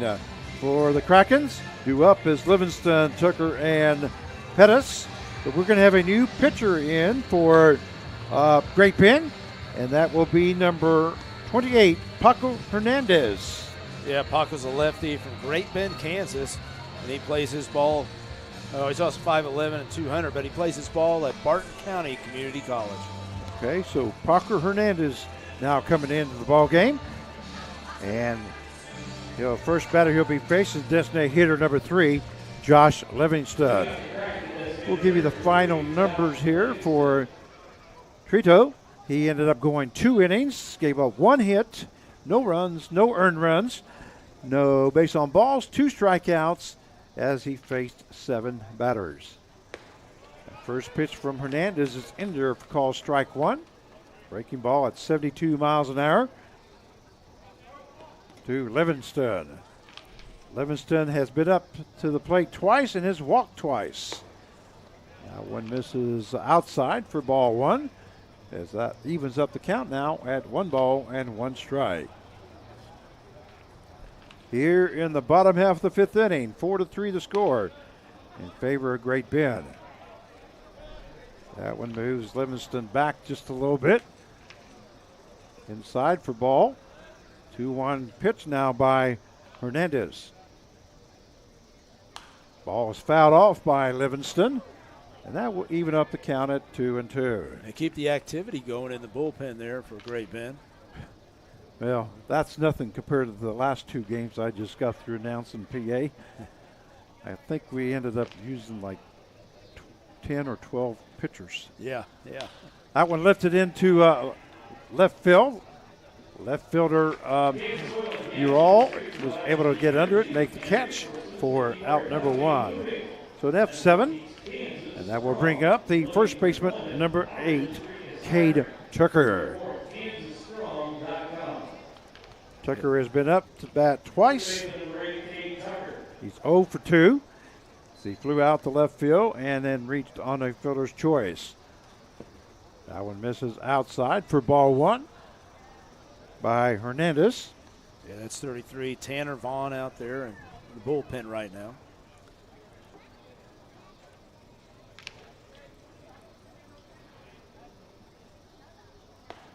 That one in there for call strike. So that will even up the count now at 1-1. So Paco Hernandez now in on relief for Great Bend. Fouled off by Tucker. And it's great to see Great Bend. I mean, Hernandez is he has quite a few guys from Great Bend, Kansas. They get to play at home. And Hernandez is one of them, and he gets to play at Barton County there, which is in Great Bend. Yeah, big breaker right there. And a breaking pitch there by Hernandez gets Tucker looking for out number 2. So that is the second out of the inning and the first strikeout recorded by Paco Hernandez. That will bring up the second baseman, number 7, Case Pettis.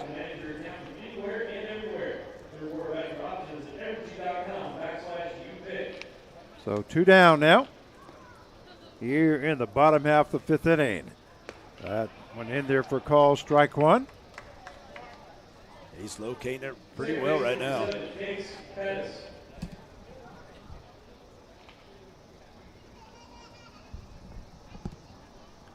Here's Hernandez's pitch. That one just misses high. That will even up the count at 1-1. He's right around 74, 73 on his pitches. Here's a fastball at 78 miles an hour. And that's the whole thing, fouled Frank. off. That's the thing, Frank. You don't have to be throwing 90. You can mix it up as long as you're hitting your spots. You got movement. You're not hanging the ball right up there. He's got some good break to it. That one misses inside as the count goes 2 balls and 2 strikes. Changing speeds, break of the ball. I mean, it's all illusion. Here's Hernandez's pitch. That one misses high for ball 3. So we'll have a full count now to Pettis. Pettis grounded out to the third baseman his first time up and then flew out to left field in the third inning as he made the first out in that inning. And Pettis will reach on a walk. There'll be a runner on at first base with 2 down. That'll bring up the left fielder, number 6, Preston Curtis. Curtis did get a base hit in the second inning and came around to score as Newberry had that double. 2 RBIs. Correction, actually had a single and 2 RBIs. The one thing I've been impressed with, Frank, is not a lot of strikeouts in this game. Guys are putting the ball in play. Then Curtis did strike out his last time up. 1 ball, no strike now to Curtis by Hernandez. That one misses high for ball 2. I believe they've struck out. Kraken struck out 3 times total. So Hernandez ranges from 72 to about 86. Quite a range. That one misses inside. As the count goes 3-0. Pettis on at first base as he just walked. We are in the bottom half of the 5th inning. Score 4-3 in favor of Great Bend. That one fastball in there for call strike. 3-1 now the count. One thing about these artificial turfs, those infielders can play back a little bit. Yep. Know that the ball is going to get to them a little bit quicker. That one misses inside. So Curtis will now be on at first base, and that's 2 walks in a row given up by Hernandez as Pettis moves to second. Yeah, more important, you put a runner in scoring position. And that will bring up the catcher, number 44, Caden Mitchell.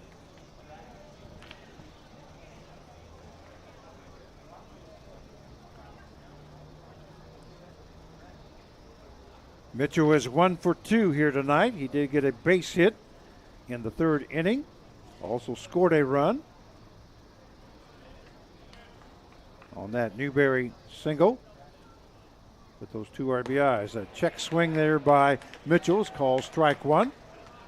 That's what I was just thinking. I wonder if he, lefty on lefty right now, is he going to throw a lot of off speed? And that's exactly what that one was. Yeah, that was right there. Pitch broke right over it. Breaks away from him. So no balls, 1 strike now to Mitchell. Another breaking ball gets straight up in the air and looks like catcher's going back to the fence area. And he's going to be able to make the play. They'll stay in play for out number 3. So here in the bottom half of the 5th inning for the Krakens. We get 2 guys on base, but not able to move them. At the end of 5 innings of play, it is the Great Bend Badcats 4 and the 5-tool Krakens 3. And we'll be right back. Thank you.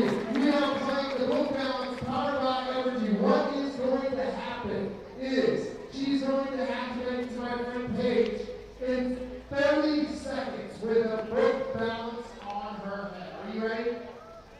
All right, here we go. 3, 2, 1, let's race. Easy walk. Easy. Easy. Oh, this is way too easy. She's got it. Uh-oh, we'll start losing. She's not to move now. Tell her not to move. Oh, Paige is scooting back. Paige continues to scoot. But make some noise for me, guys. Keep it off the wall. 3, 2, 1. That's about 3 years old, guys. Make some noise for me. She did a great job. That was the good guys. And we welcome you back for the 89th NBC World Series powered by Evergy.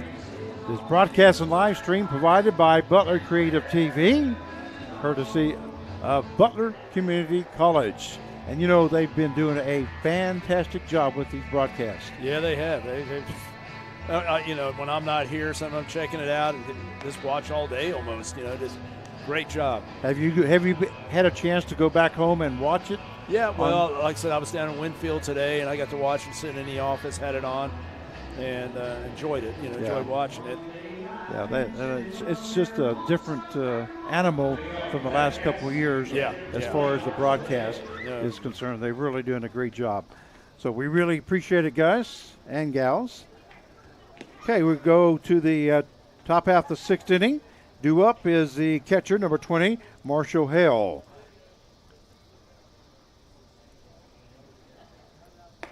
Swing and a miss there by Hale, as the count will even up now at 1 ball, 1 strike.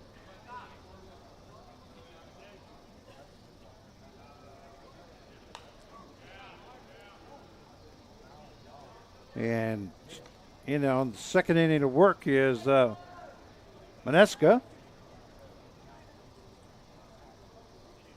Mixing it up a little. 1 ball, 2 strike pitch now. That one fouled off to the right-hand side. He does a good job. I mean, it's like every pitch. It looks like throwing a fastball, and then he throws his off speed, same motion, which makes it more effective. Hale is 0 for 2 here tonight. He hit that line shot to first base. There's a hard hit ball to the right-hand side. Right fielder Wong is going to get under it, makes the catch for out number 1.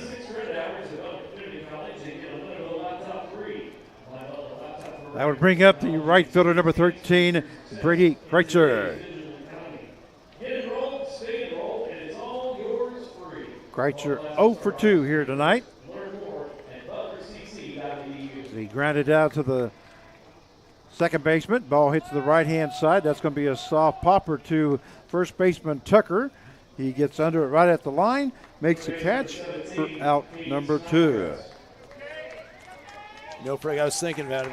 Where do they get the ideas for all these promotions, like walking with a book on your head? I mean, I had to do that as a kid. I'm sure you did too, but they have that promotion right here.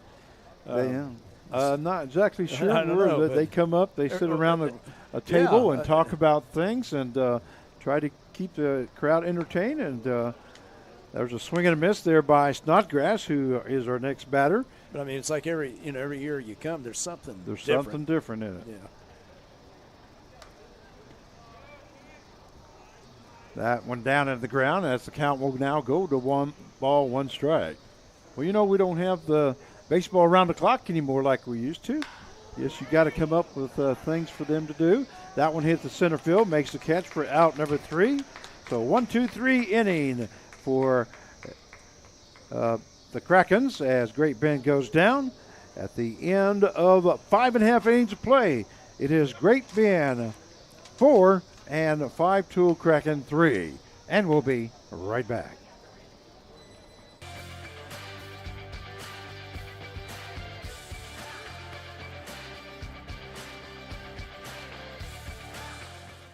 Here. All right, so we got a slice of outage alerts, heavy on the details for Jim. It's fine. All right. Take it easy, Jim. Order up for Mia. Choose your rate plan, no cheese. Yeah, that's fine. All right, here you go. Thank you, you too. 1 mobile app because you're always on the go for Anthony. How's it going, Mel? How do you take your energy? With Evergy, you choose from our new tools and options built to work for you. Evergy, the utility company.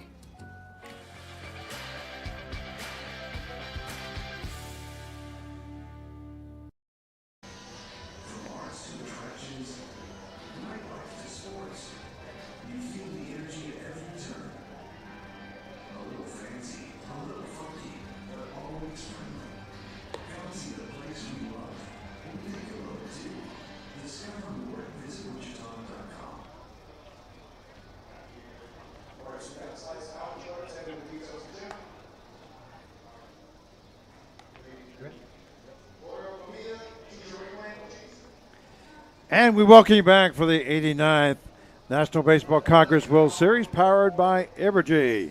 As we're going to the bottom half of the 6th inning, this is Frank Martinez, your play-by-play announcer, joined by Mark Cavala. 4-3 is the score in favor of Great Bend. It looks like we're going to have a new pitcher, and this is going to be number 33 there. Mark, tell us a little bit about him. Yeah, his That name, is? yeah, Tanner Vaughn, right-hander from Elma, Washington, 6'2", 210. And he goes to one of my favorite colleges, Cali County. There you go. So there you go. So Tanner Vaughn now in relief. We'll give you Hernandez's final numbers. Looks like he went 1 inning. Gave up no hits, no runs, no earned runs, no 2 base on balls, 1 strikeout as he faced 5 batters. Brings up the right fielder number 20. Or let's see what number he's wearing this time. Well, it looks like we're going to have a pinch hitter. Pinch hitter, yes. Pinch hitter number 9. So, okay. Well, there you go. Yeah, this is Roe Forrest. Okay, Roe Forrest is now in relief of Wong. Ball hit up the middle.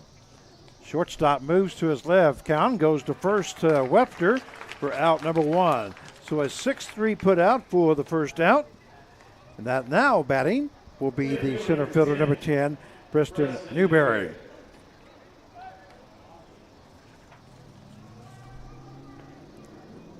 So Roe Forrest was in as a pinch hitter to start things off here in the bottom half of the 6th inning. Vaughn's pitch misses outside. His count is 1 ball, no strikes. Newberry 1 for 2 here tonight, as he got a base hit in the 2nd inning and has 2 RBIs and also struck out in the 4th.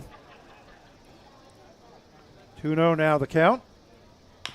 Ball hit to the first baseman. Webster comes in a step or 2. Steps on the bag for out number 2. Third baseman number 22, Julian Gonzalez. You know, now you got the top of the lineup up, and it's the 4th time they've been through it, but it's been different pitchers. That would bring up the third baseman, number 22, Julian Gonzalez. Gonzalez looking for his first hit here tonight. Here's a pitch by Vaughn. That one misses inside for ball 1. As the count is 1 ball, no strikes. 2 down here in the bottom half of the 6th inning. 4-3 is the score in favor of Great Bend. If you're just now joining us, that one misses low and outside. 2 balls, no strikes. So that was at 88. It's got some good pop. Vaughn's pitch, that one dribbled back to the third baseman. Third baseman Snodgrass comes up, but not going to be able to come up with it. And on at first base will be Gonzalez. Sure, it's a base hit. Let's see. Official score, Mike Dean. Hall of Famer Mike Dean gives us a first base sign. A base hit. Yeah, it was a tough play. Slow roller. You could see that coming up. Would have been a tough play to now slow it. See, it kind of slowed down. It had a lot of stuff on it, didn't it? Yeah. That brings up the shortstop, number 0, Chase Finlay. That one hit to third base. Third baseman goes to second for the 4th out. Finlay reaches on the fielder's choice. And that's it for this inning. So at the end of 6 innings of play, it is the Great Bend, Kansas Batcats 4 and the 5-tool Kraken from Texas 3. And we'll be right back.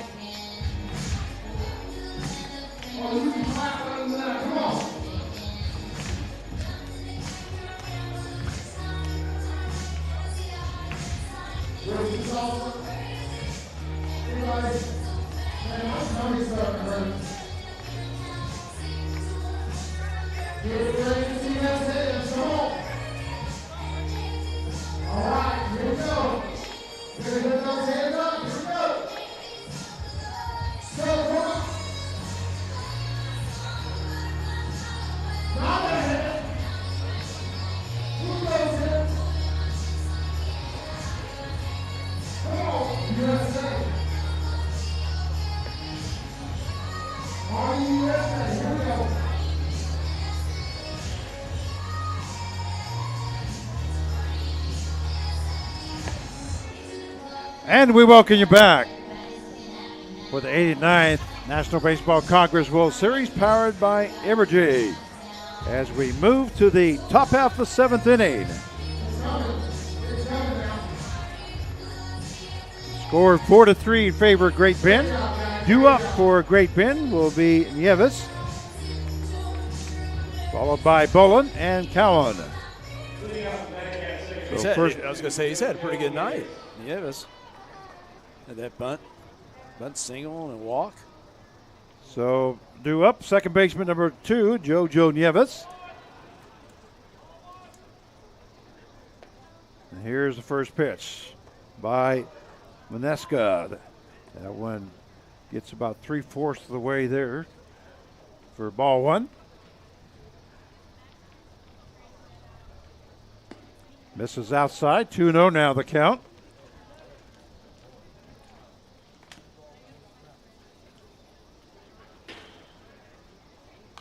And fouled off there by Nieves. As the count now goes to 2 balls, 1 strike. Yeah, they need to get some insurance run. That's what they're thinking right now. Great Bend's trying to get something going. Swing and a miss there by Nieves. 2-2 now the count.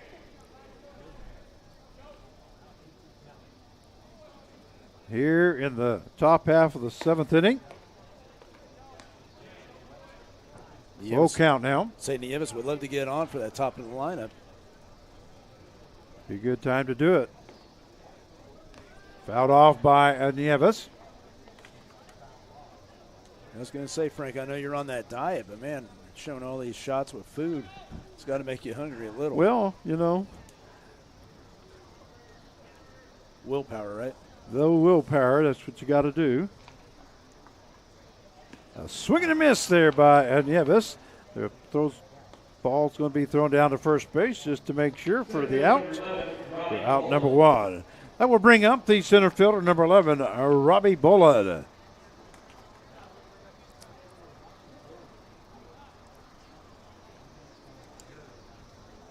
Bolin looking for his first hit here tonight. They just couldn't hold off on that. That was a wicked pitch. Neska's first pitch misses outside. We have Cowan on deck, as we do have 1 down here now in the top half of the 7th inning. Hard hit ball there by Bolin, and Bolin records his first hit of the ball game. A hard hit ball right between a second and the pitcher.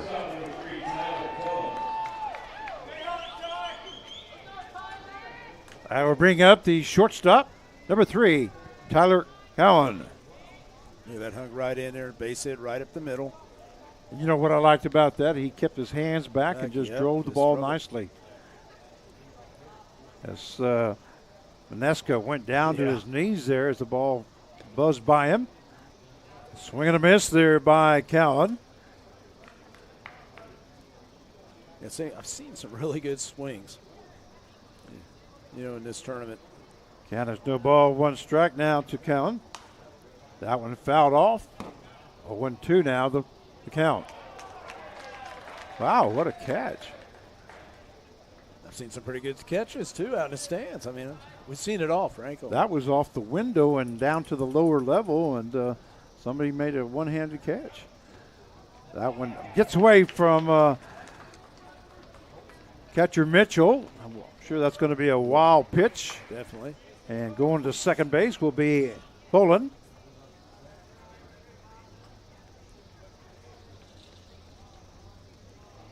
So we will have a runner on at second base with 1 down. Count is 1 ball, 2 strikes now to Cowan. And it is a wild pitch recorded by official score. And Hall of Famer Mike Dean, hard hit ball to the second baseman Pettis. Pettis only has 1 play. That's at first. As going to third base is Bolin. So a 4-3 put out for the second out. Now we'll bring up the left fielder, number 26, Isaiah Ural. Yeah, they'd love to get this hit right here, get 1 more run. Like I said, you want some more separation. You don't want to have it 1 run in the game. Ural comes in batting 1 for 3 here tonight. A swing and a miss there by Ural.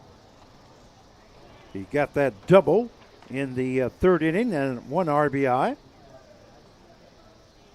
Again, if you're 5-tool, you want to stop him right now, keep it a 1-run game. So it's kind of neat, the two, how they're thinking, each team. Swing and a miss there by Ural. No balls, 2 strikes now. As Boland now is standing at third base with 2 down here in the top half of the 7th inning. Another insurance run sure would be nice, and a swing and a miss there by Ural. Throw down to first base for out number 3. So that at the end of 6.5 innings of play, it is Great Bend 4 and 5-tool Kraken 3. And we'll be right back.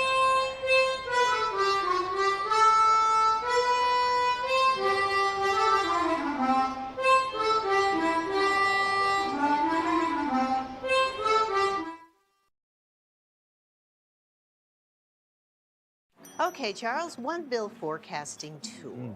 Thanks, Cheryl. You want any weekly usage reports with that? Oh, that sounds tempting. It's on the house. Oh, well, I guess I'd better. Oh, Cheryl, before I forget, can I get the mobile app to go? Yeah, you got it. How do you take your energy? With Evergy, you choose from our new tools and options built to work for you. What did he order? Evergy, the utility company.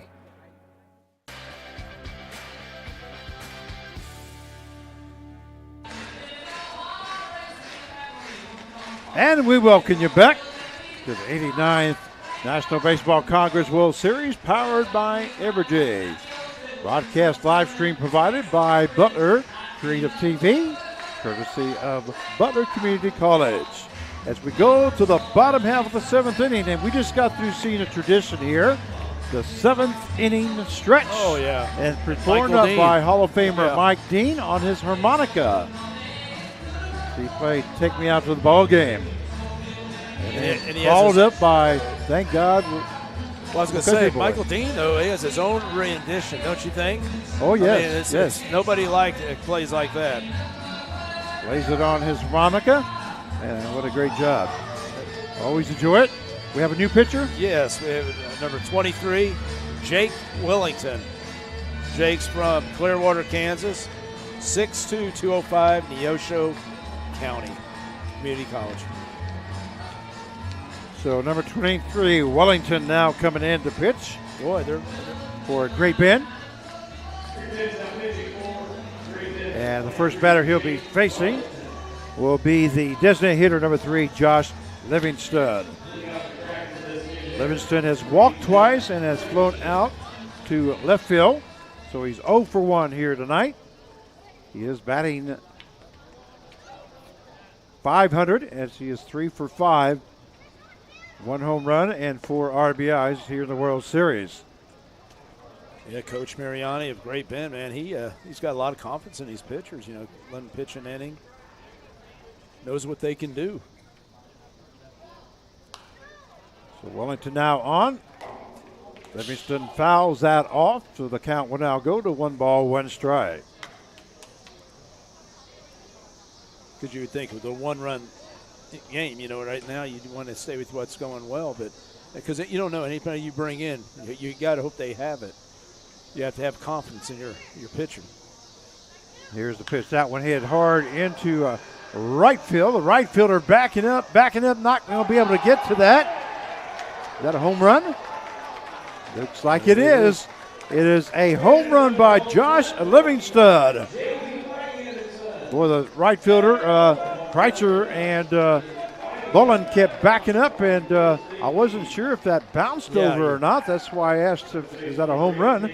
Here it goes. Let's look. Good. Look at that swing. Got good extension. So it is a home run. There it went. Yep, definitely over. Okay, by Josh Livingston. So the score tied up now at 4 apiece. That would bring up the first baseman, number 8, Cade Tucker. You saw it on the big screen, did you? Oh, yeah. Okay. Oh, yeah. On our replay? Replay right here. Okay. You can see it. Yeah, it was kind of tough from where we were watching because, I don't know, it's like a shadow or something right there. It's nice having this replay. Yes, it I is. like this. Yes, it's very nice. A ball outside, and the count goes 2 balls, no strikes. I was going to give you the final numbers here for Vaughn. He went 1 inning, gave up 1 hit. No runs, no earned runs, no base on balls, no strikeouts as he faced 4 batters. For Vaughn, 2-1 count now to Cade Tucker, first baseman, for 5-tool Kraken. And again, Frank. That one pitched 84 miles an hour. A new game. Yep, new game. New ball game. Balls tied up here in the bottom half of the 7th inning as Josh Livingston hits one, about 375. That's good. That's such a good swing. That one, a walk now to Tucker. That will bring up the second baseman, number 7, Case Pettis.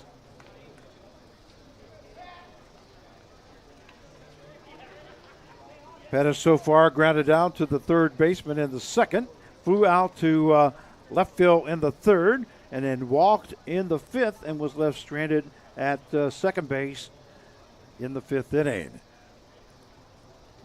Yeah, looks like this whole game. Whoop. That one gets away from the catcher, and Tucker will move on over to second base.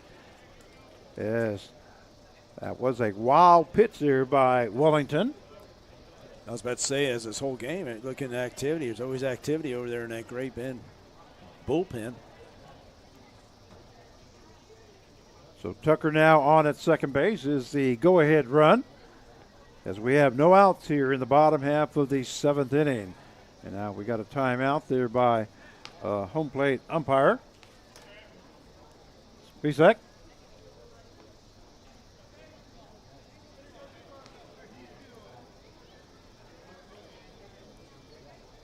There's Wellington's pitch, misses inside.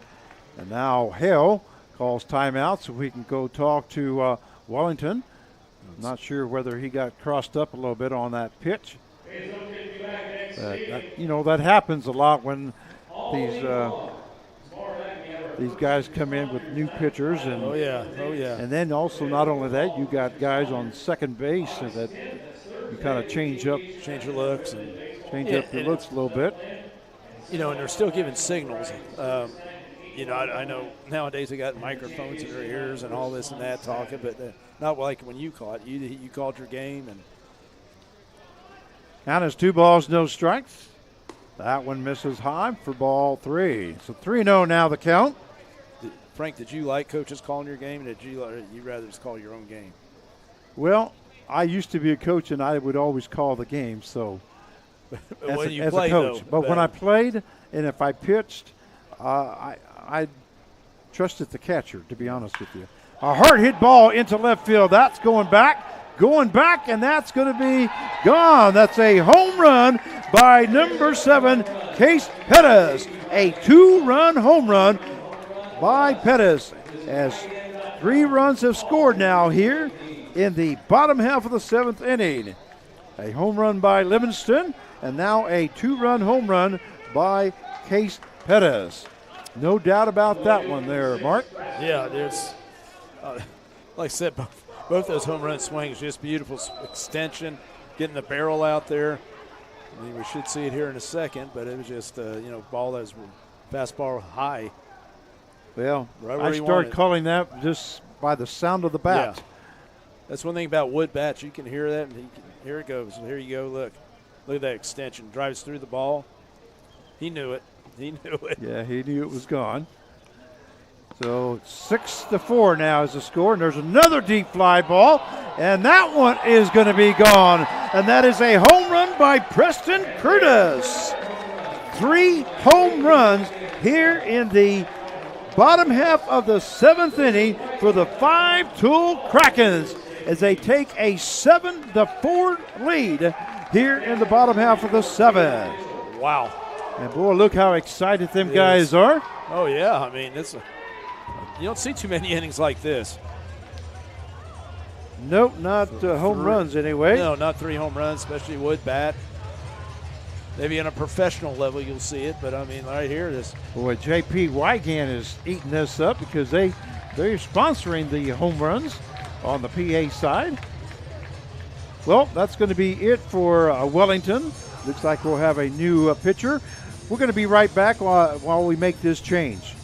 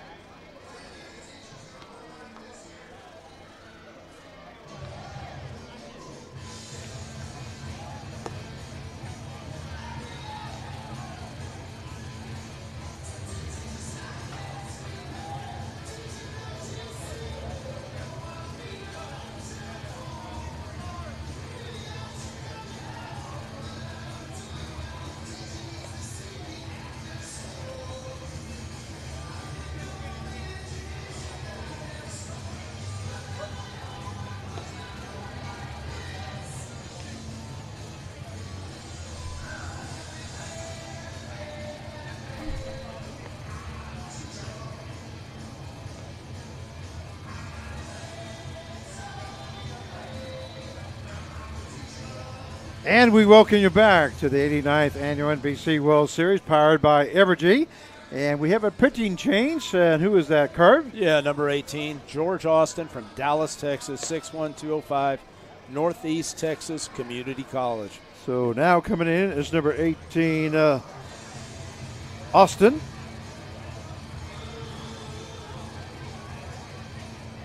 And that's the sixth pitching change for Great Bend here this evening. And that will bring up the catcher number 44, Caden Mitchell. Music is still playing, but that's probably because I went to use the facilities and the PA announcer also plays the music and he was in there. Oh, so there you go. So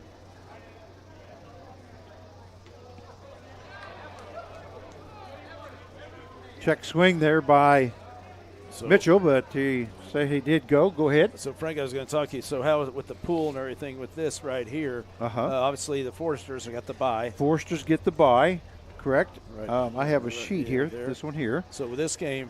There's the Foresters here, and they won't play till Thursday. And then the in third place, the loser of this game, because the Sandlot is out now, so the loser of this game, we are in Pool B, will be B3. So they will go here. Okay. Okay, they will play Wednesday against the second place team in Pool D, which would be between the Hayes Larks and the Seattle Blackens, because Hutchinson is the number 1 seed there.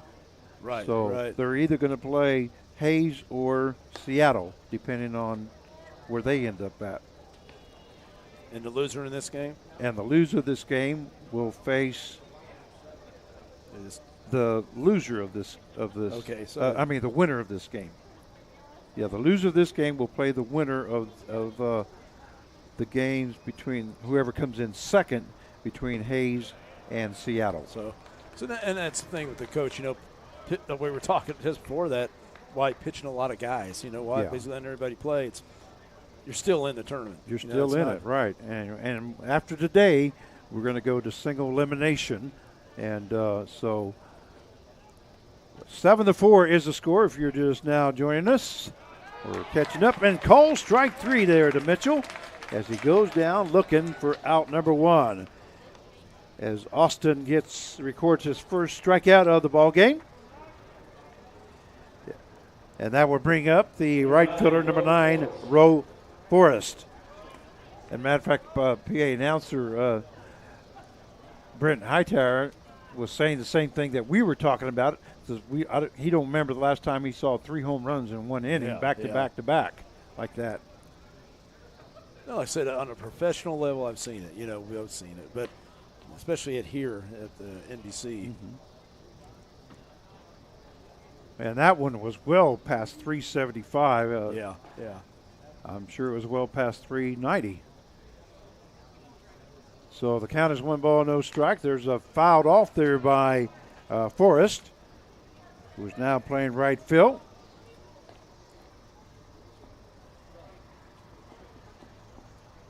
So the Kraken scored 3 runs in the second and now have scored 4 runs here in the bottom half of the 7th. There's a swing and a miss there by Forrest as the count now goes to 1 ball, 2 strikes. We do have 1 down. Yeah. Mitchell went down looking. And Forrest has a route number 1. I was going to say he has a good mixture of pitches right here. That one misses. And that will even up the count now at 2 balls and 2 strikes. Austin does. I mean, George Austin, he has some, it looks like he's got a good mixture, though, of pitches. I like his breaking ball right now, and he's got some good pop in his fastball. And here is Austin's pitch. That's a 78-mile-an-hour pitch. That misses for ball 3. Full count now to Forrest here in the bottom half of the 7th.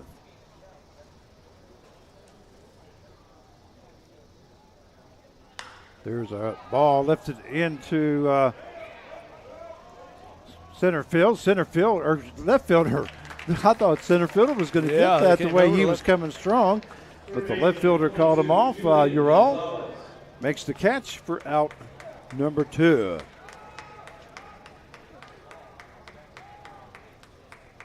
I would bring up the center fielder number 10, Preston Newberry.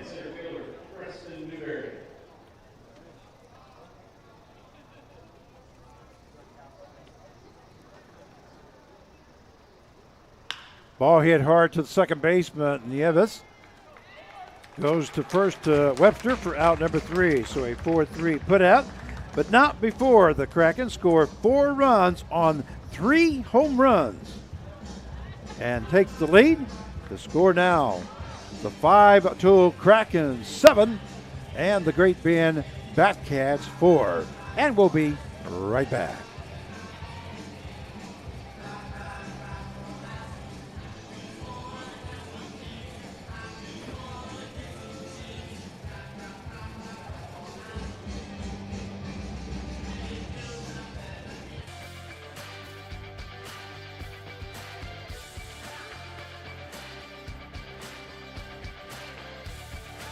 Kansas, the oil and gas business is often a family business that can span generations. We're a 4-generation Kansas oil family. Oil and gas revenue supports our ranching and farming operations through good years and bad. We work together as good stewards of the land. You might be surprised to know there hasn't been 1 drop of groundwater pollution from hydraulic fracturing in Kansas over the past 40 years. Get the facts about Kansas oil and natural gas. Oil and natural gas keeps this Kansas family strong.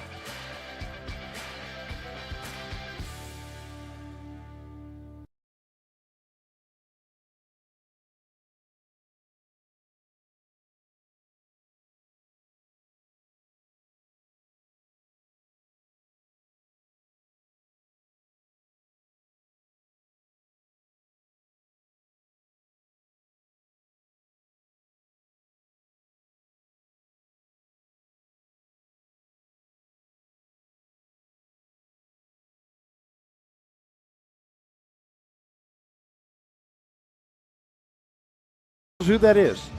Yeah, that's number 96, Zachary Rowley, right-hander from Prosper, Texas, 6 foot 180, and he's from DFW Post, graduate, 2027.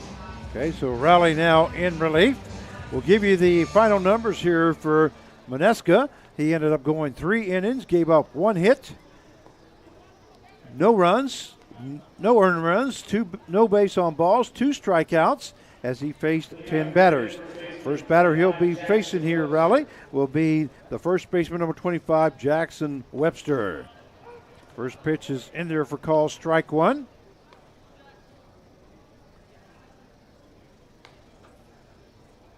The only change defensively so far, besides pitching, is in right field as Forrest has come in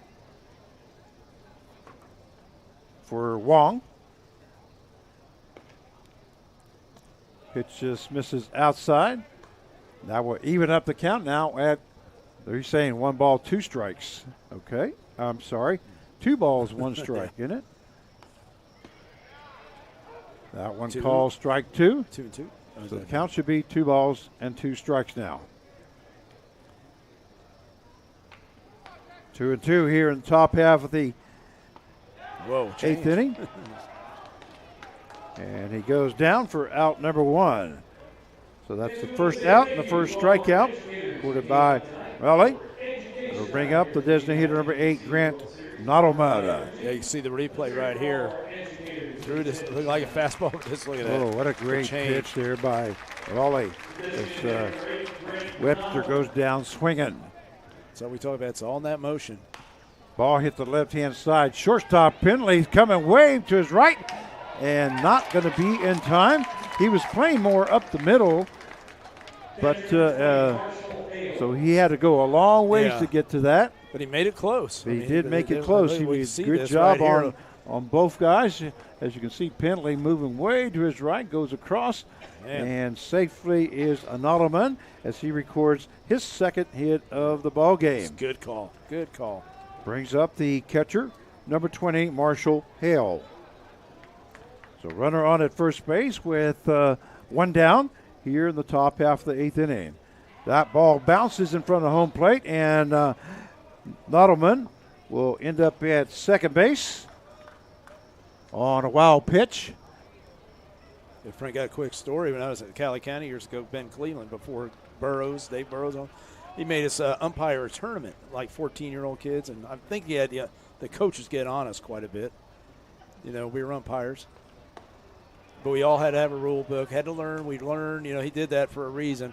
And I just remember I'm going, man, these guys have it tough. It's not easy to umpire. It's not easy to umpire. Bang, you plays. got quick bang plays, especially, Count is 2 balls, no strikes now to Hale. And that one misses outside. And count goes to 3-0. Especially nowadays, as you have umpires shortage.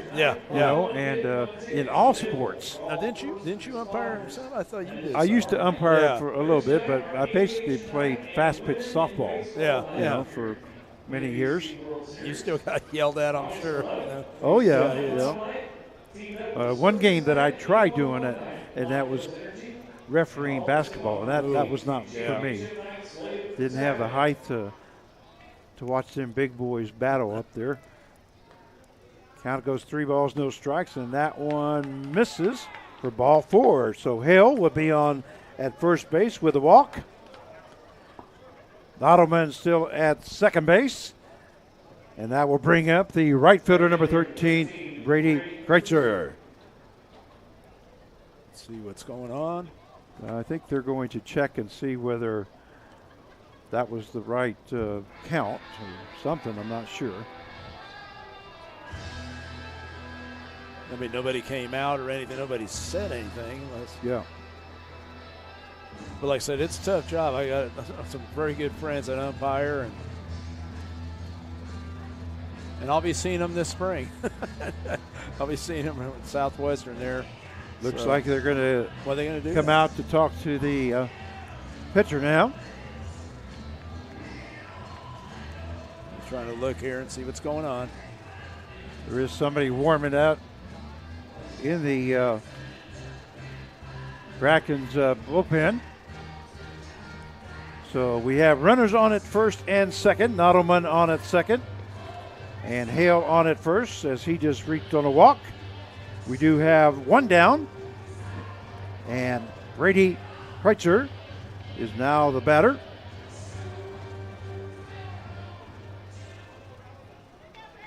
Kreitzer playing right field here in the ninth. for Great Bend. And there's Riley's pitch. That one misses outside for ball one. Good job there by Mitchell. Yes, he anticipated, moved his feet. So 1 ball, no strikes now to Kreitzer.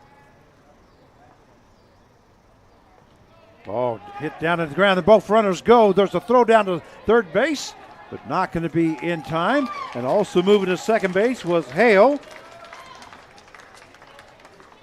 You know, that was a good slide right there because he had to go right to that bag. He was going to make sure they didn't, if you watch it, that he didn't slide past the bag. There's the throw and the slide. And then the thing about it, I noticed that these guys have been doing when they slide on this artificial turf, sometimes you can overrun it, so they'll hang on to the base as they're going by to make sure that they don't overrun it. There's a swing and a miss there by Kreitzer as the count goes to 2 balls and 1 strike. The 2-1 now, the count. Hale on at second base, Nodelman on at third with 1 down. That one misses high, and the count will go to 3 balls and 1 strike. The score 7-4 in favor of 5-2 Kraken, but the Great Bend Batcats are threatening here. That ball misses outside, so now we'll have bases full as Kreitzer will now go to first base. And that will bring up the third baseman, number 17, Kate Snodgrass. But we are going to have a pitching change. While we have that, we're going to take a small break. We'll be right back.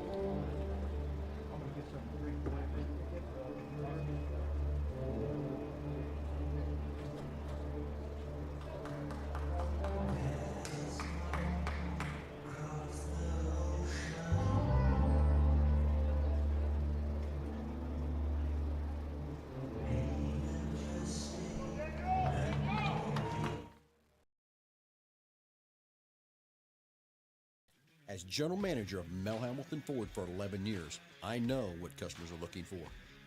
Great service with certified technicians, a great sales experience with plenty of inventory to choose from. And don't forget, parts and other gear to take care of all your racing needs.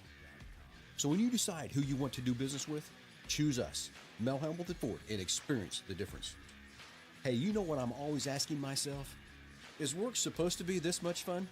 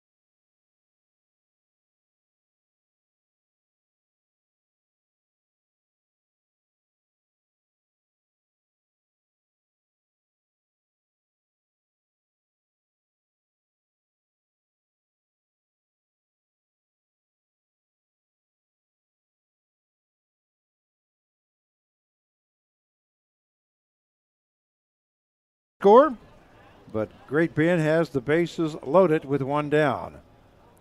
A swing and a miss there by Snodgrass, and that one was an 87-mile-an-hour fastball by Roberts. Yeah, I think both coaches, playing a lot, pitching a lot of guys. They're both in the tournament. They're still in it. That one misses high. Once again, the winner of this will get the number 2 seed in the B pool, and the loser will get the number 3 seed in the B pool.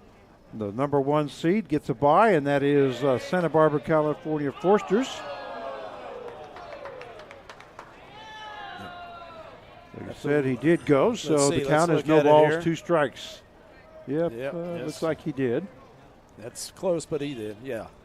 The whole thing about it, Frank, is that, the coaches are letting the guys play right now because they're both in it. It's not like single elimination right here. Call strike 3 on the corner for out number 2. That's a big strikeout there by Roberts as he records first strikeout. That's the second out of the inning, and it'll bring up the second baseman, number 2, Jojo Nieves. Yeah, it looked a little inside, but, it's close enough, I guess. I always say with 2 strikes, be ready to swing. Base is full now. That one misses high for ball 1. Did you say Nieves is 5'5"? Is that what I remember? Believe so. You saying? Yeah. Let's see. Let me double check. That one misses high for ball 2. 2-0 now the count. Yeah, 5'5", 145.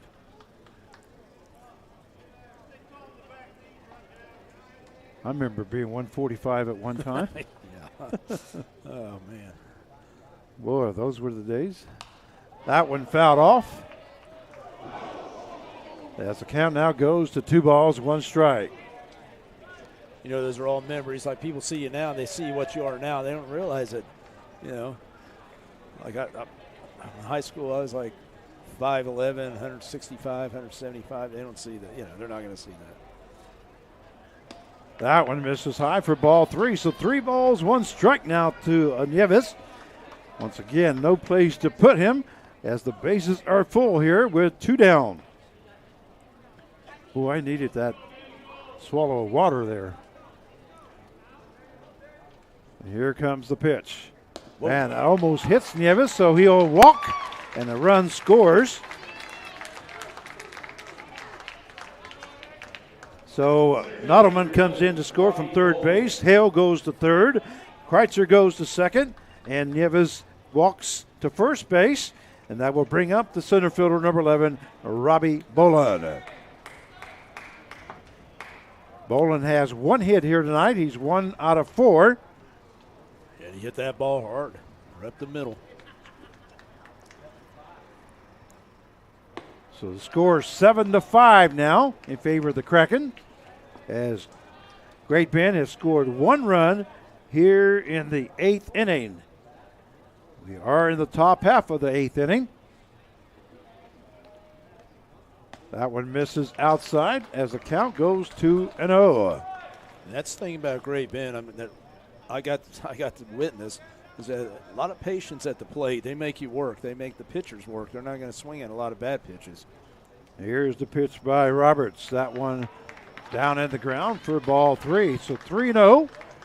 And once again, nowhere to put a Boland as the bases are loaded. Held at third base. Kreitzer at second, and Nieves on at first base. That one misses high for ball 4. So another run scores, and the score now 7-6 in favor of the Kraken. So 2 runs have scored on 2 walks. Hale comes in from third base. Kreitzer goes to third. Nieves goes to second, and going to first base is Robbie Boland on a walk. That will bring up the shortstop, number 3, Tyler Cowan. We have 2 down. That one in there for call strike 1. Breaking ball 67 miles an hour by Roberts. So no balls, 1 strike now to Cowan. There's activity again in the bullpen. That one misses high for ball 1. That will even up the count at 1-1. Just laughing, Frank. There's activity in both bullpens. I've never seen so much activity in bullpens for a while, you know. Grand Central Station. Yeah. That one misses outside for ball 2.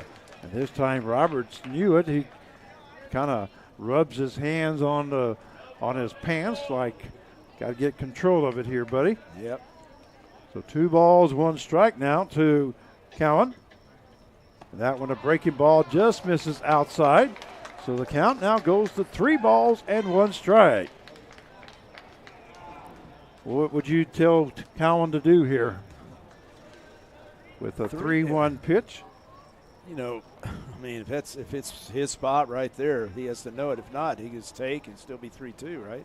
So get runners that going. One in there for call strike as that one comes right around the outside corner. But like you and I talked about, we love that, hitting with the runners going. Yep, runners will be going here on a 3-2 count. Full count here to Cowan. Here's the pitch. Swing and a miss there by Cowan as he goes down swinging for out number 3. What a great job there by Roberts to finally get out of the inning. But not before the Great Bend scored 2 runs here in the top half of the 8th inning. So at the end of 7.5 innings of play, it is the 5-2 Kraken 7 and the Great Bend Batcats 6. And we'll be right back.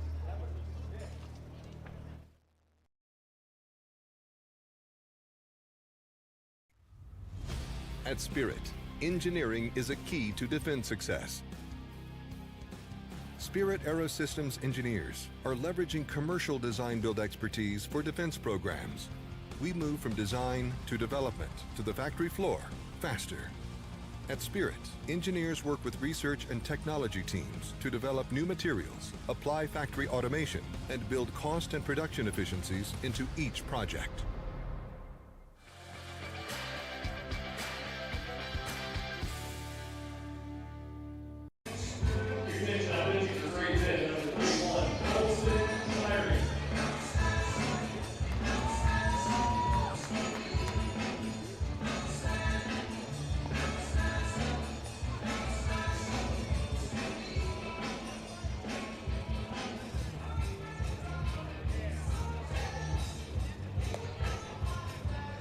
And we welcome you back for the 89th National Baseball Congress World Series powered by Evergy.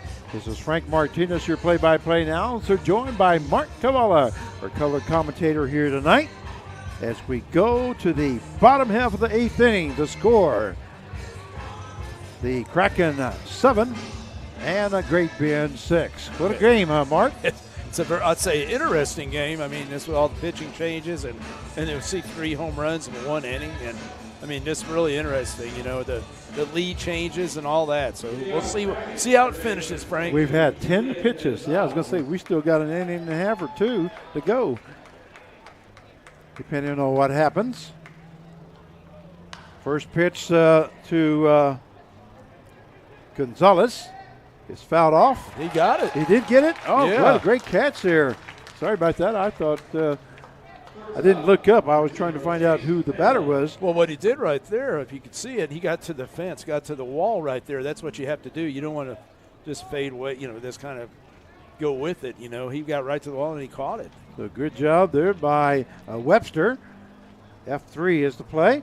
Now we'll bring up the shortstop, number 0, Chase Pendley. First pitch there misses inside for ball 1. And it's still, we got a new pitcher, by the way, number 31 now coming in to pitch. Okay. There's a base hit up the middle. Great diving stop there by Nieves. He throws the first base and overthrows it, but what a great stop there by Jojo Nieves as he dives for it and makes the stop.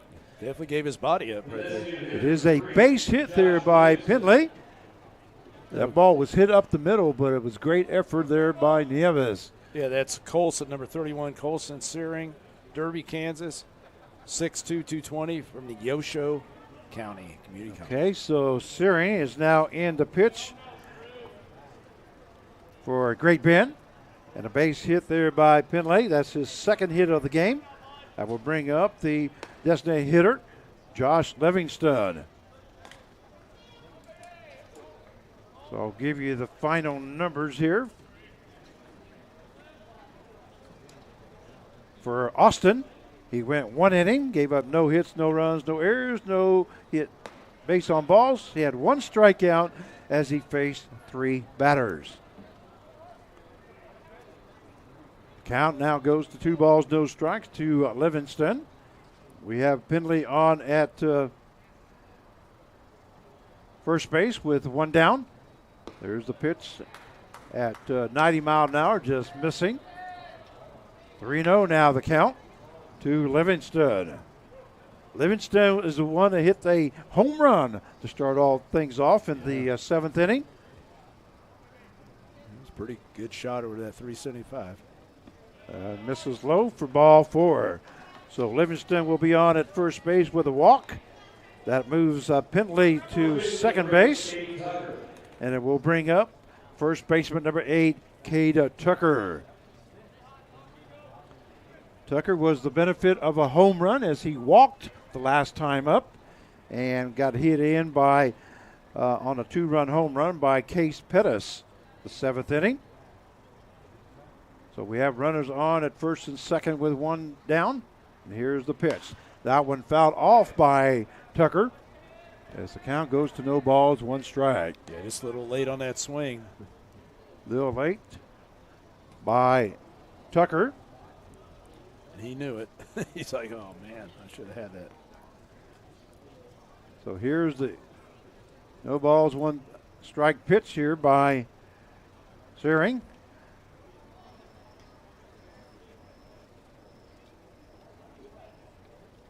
Fouled off there by Tucker as the count goes 0-2. Well, if you're a Great Bend, you definitely want to stop them here because you want to keep within range here, being down 7-6, going to the top half of the 9th inning. Once again, both these 2 teams will be in the single elimination bracket. It's just depending whether they get the 2nd seed or the 3rd seed. Is what that this makes is a for. difference. That makes a difference. Makes a big difference on which side of the bracket you're on and who you got to play that first game. You know, you if you're the 3rd seed, you will play the 2nd seed out of the D pool, and if you're the 3rd seed or 2nd seed, then you get to play the 3rd team out of the D pool. Oh, yeah.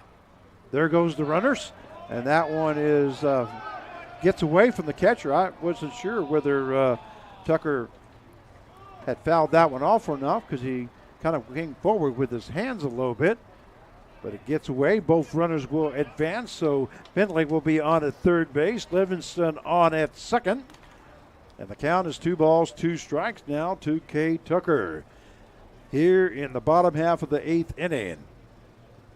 Yeah, I mean, Kraken's, manager Jacob Anaska, he's being aggressive. I like that aggressiveness. There's the pitch. Ball hit in the gap there as the infield was playing in. The ball into right field. Here comes the throw to home, and they're going to tag him out, the second runner, which was Livingston, but Bentley does score from 3rd base to make it 8-6. And a base hit there by Tucker goes to second base on the throw. So he gets a base hit and an RBI. And that will bring up the second baseman, number 7, Case Pettis. So the infield came in, tried to make the stop there, but Tucker was able to hit it between first and second. And right now, Great Bend just wants to keep this to a 2-run game. So 8-6 now the score. And bringing up the second baseman, number 7, Case Pettis.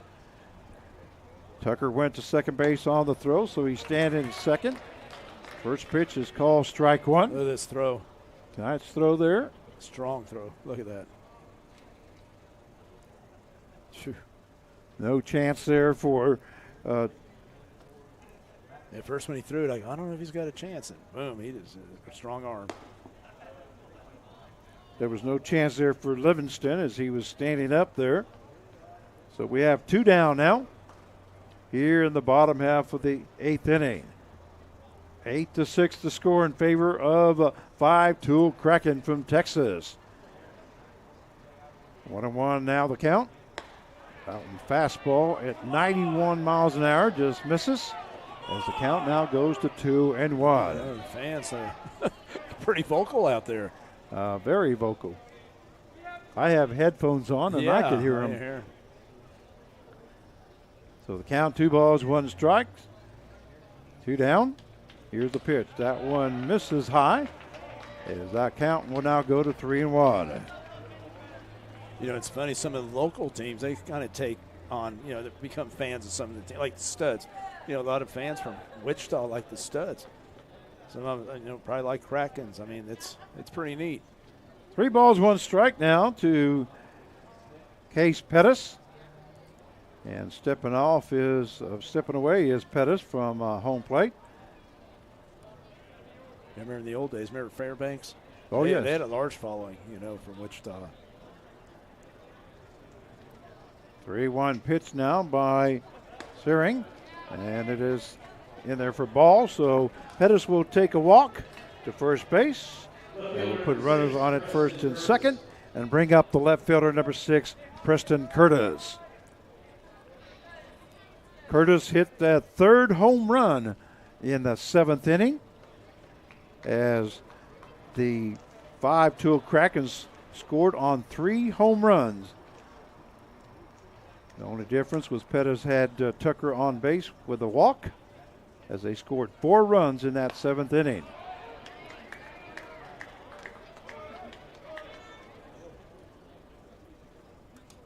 To take a 7-4 lead. Now first pitch call, strike 1 to Curtis. Tucker on at second base, Pettis on at first with 2 down. Here in the bottom half of the 8th. A swing and a miss there by Curtis as the count goes to 0-2. He has 88 miles an hour. Nice pitch there by Searing.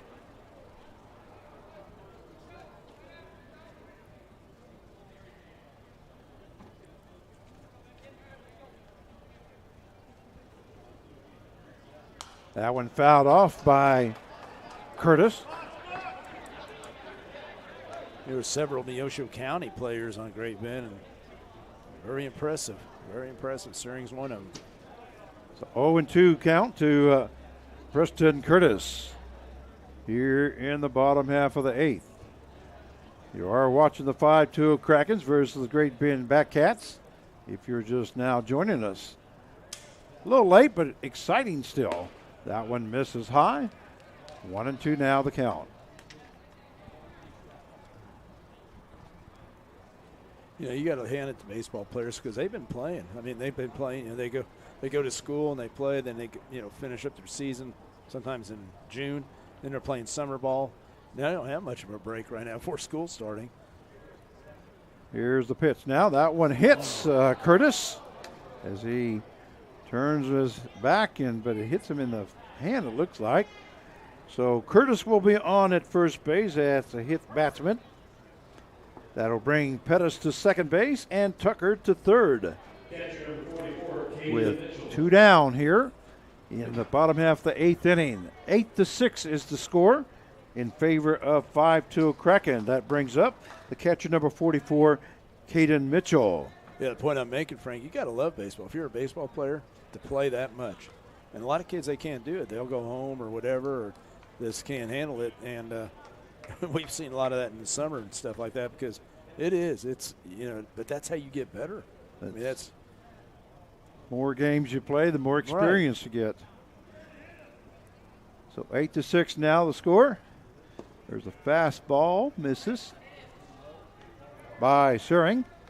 87 miles an hour on that pitch. Count is 1 ball, no strikes now to Caden Mitchell. Here's the pitch. That one misses outside. 2-0 now the count. But I look at it this way, college ball players, someday it's going to end. Someday it's going to end. That window closes and you're not going to be playing again. So enjoy it while you can. Play as much as you can. A swing and a miss there by Mitchell. And the count will now go to 2 balls and 1 strike. I'll tell players, you know what we're going to have in common someday, and they'll look at me. What? We're going to be ex-ball players together. You know, that's. And the thing about it is, you know, a lot of kids nowadays don't. I'm not saying they don't appreciate it, but they don't understand that one day it will be over with. It will be, and you will never get a chance to do that again. So the count goes 2 balls, 2 strikes now to Caden Mitchell. So enjoy it while you're doing it. And give it all you got. Here's the pitch. That one just misses for ball 3. As the count goes full now at 3-2. Got a bunch of umpires out here. Boy, fans are starting to get into it here. Everybody wants to win, which is great. Yeah. Great pin. Full count now here, and here's the pitch. Rudders will be taken off. There's a swing and a miss there by Mitchell. A big strikeout by Searing. And that is the 3rd out of the inning, but not before the Kraken score 1 run.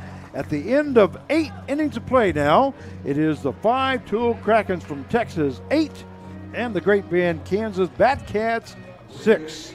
And we'll be right back. I know it's late, but I know you can still sing this song.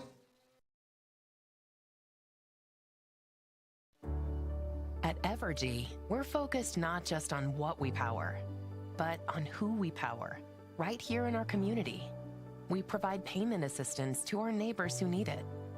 Invest in organizations and people, creating opportunity for all to benefit. And volunteer our time around our hometown so that together we improve it. Because we're committed to spreading good energy throughout our community. Evergy, the utility company.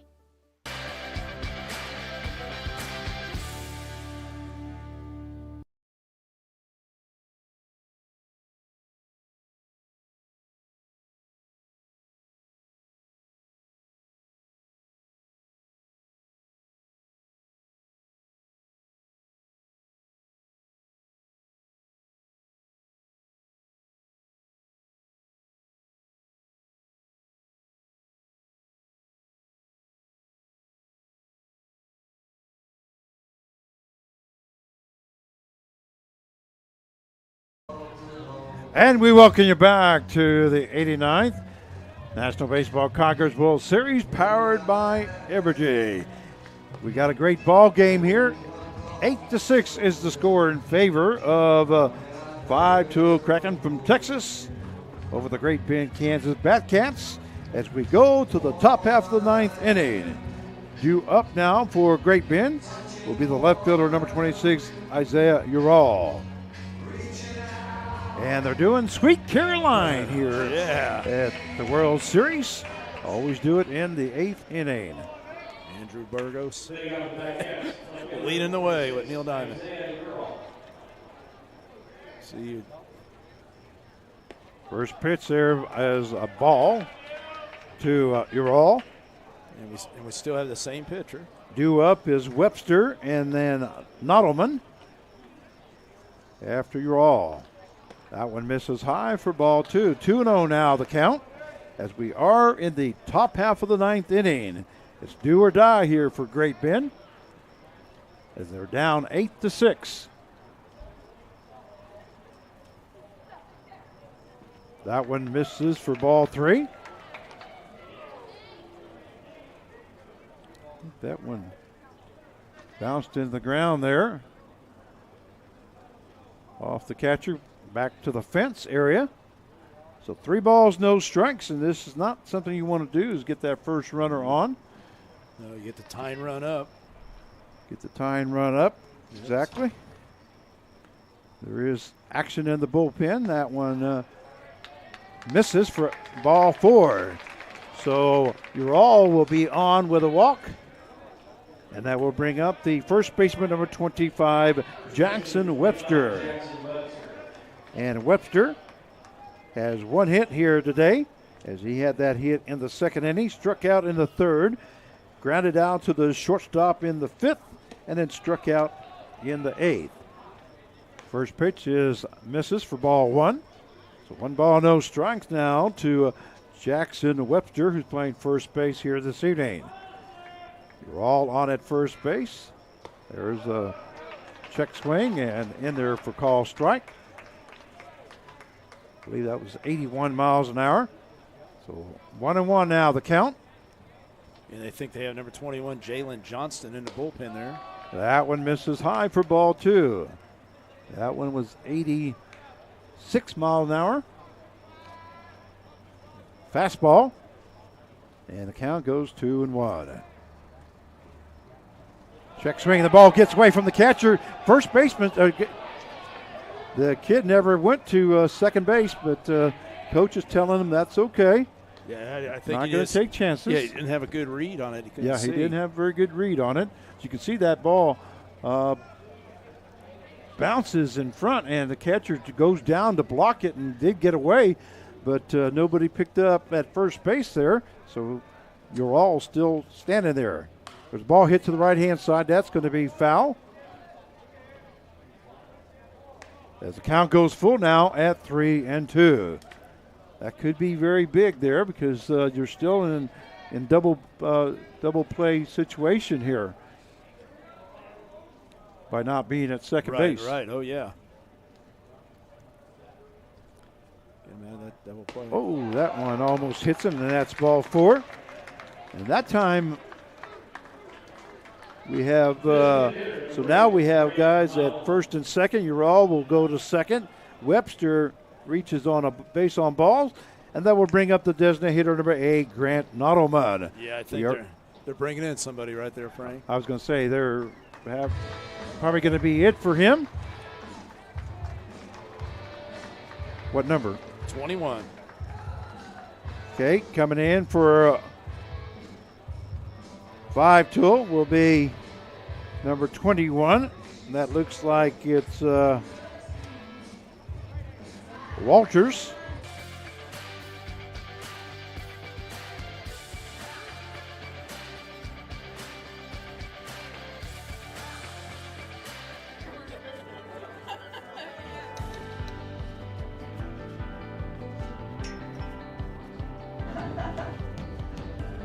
And I have had a student in this very class.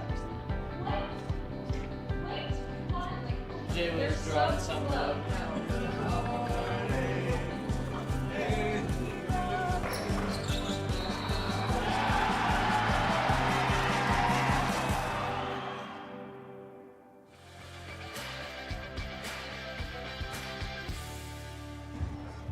I'm not sure if he's the team's closer or whatever, but we'll find out.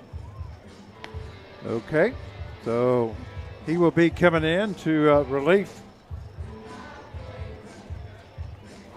for 5-tool Kraken. And there's going to be runners on at first and second with no out.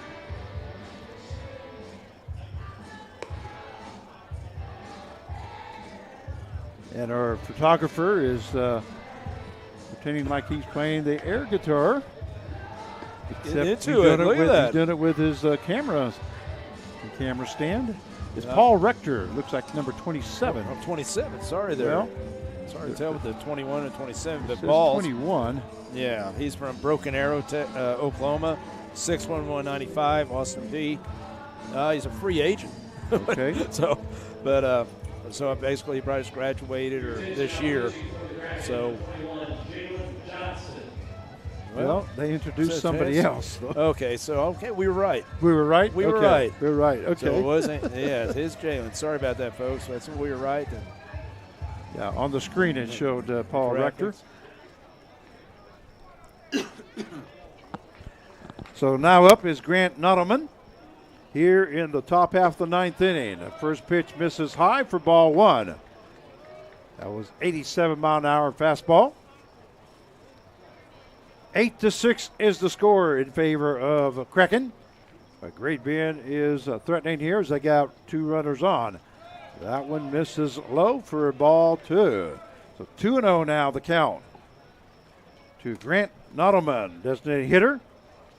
He is 2 for 4 here tonight. As he got a base hit in the 4th inning, scored a run, and had a base hit in the 8th. And scored a run. That one misses high for ball 3. So 3 balls, no strikes now to Grant Nottleman. Ural on at second, Webster on at first.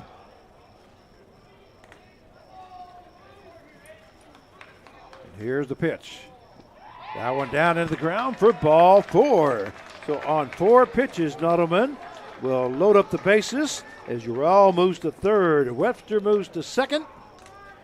And Nottleman will be on at first base. Yeah, they don't have anybody throwing right now, so they're going with them. That will bring up the catcher, number 20, Marshall Hale. Hale reached on the base on balls his last time up and did score a run.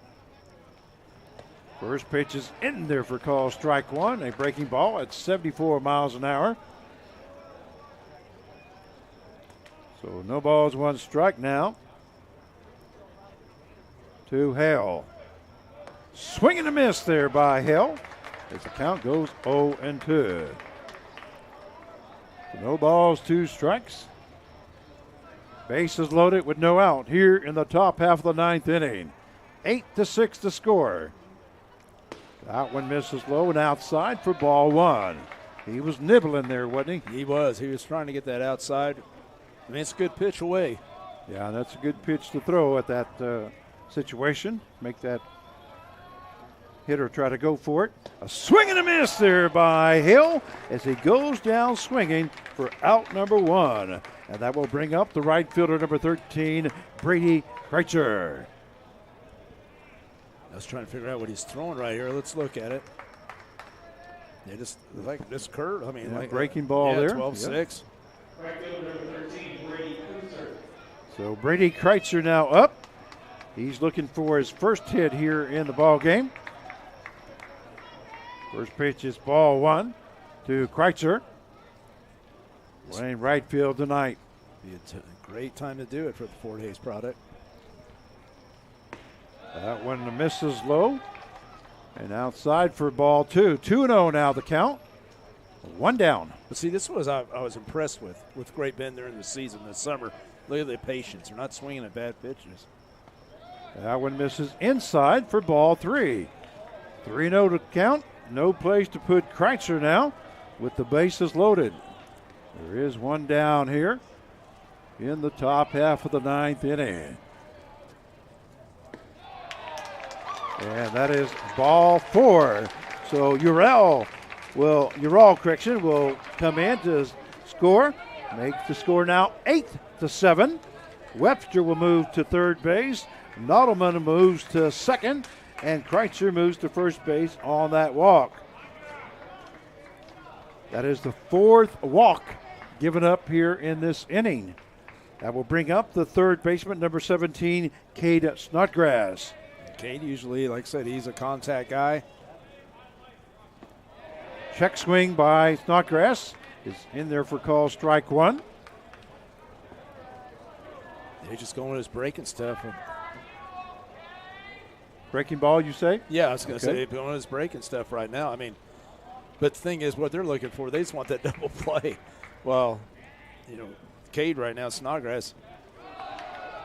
Check swing there once again, and they say no, he didn't go, so that will even up the count now at 1 ball and 1 strike. So 1 ball, 1 strike to Snodgrass, and Nieves on deck. The tying run on at third base. That one misses outside. The go-ahead run standing at second. It's like he's having more trouble locating his fastball right there. His off speed's not bad. 2 balls and 1 strike now to Snodgrass. Here's the pitch. That one low for ball 3. 3-1 now the count.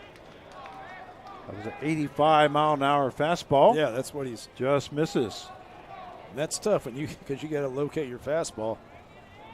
And here's the pitch. That one check swing, and that's ball 4. The ball gets away from the catcher. 1 run will score. We have a tie ball game now. Going to third base is Nottleman. Kreitzer to second, and Snodgrass will be on at first base. 5th walk of the inning. That will bring up the second baseman. Yeah, like I said, Frank, this game's been really odd. I mean, like I said, we saw the home runs. Correction, we have a pinch hitter here. Okay. Sorry about that, Yeah, Mark. Number 7, Jaden Hill. Jaden Hill now coming in to pinch hit for Nieves. He is from Dallas, Texas, 6'2", 215, Arkansas State University. That one misses outside for ball one. So the score tied up at 8 apiece now with one down, bases loaded here in the top half of the ninth inning for Great Bend. Johnson, hard hit ball down the line by Hill. That will score at least 2 runs. Here comes the third one towards home, and Jaden Hill gets a stand-up double with 3 RBIs here in the top half of the ninth inning.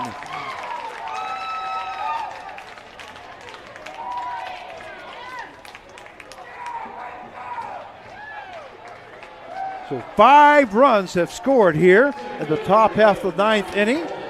And the score now 11-8 in favor of Great Bend. Yeah, what a great swing. And look at his balance. He looked great right there. Just drove the ball. Great pinch hit. I would bring up center fielder number 11, Robbie Boland. That was a line shot to right field. That ball hit to the first baseman, Tucker. And covering is Johnston. And coming in home is Hill, as he rounded third base and never stopped at that throw from the pitcher to Mitchell at home plate was not in time. It's a good call there by the coach. Great job.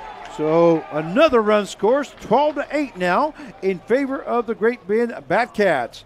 That will bring up the shortstop number 3, Tyler Coward.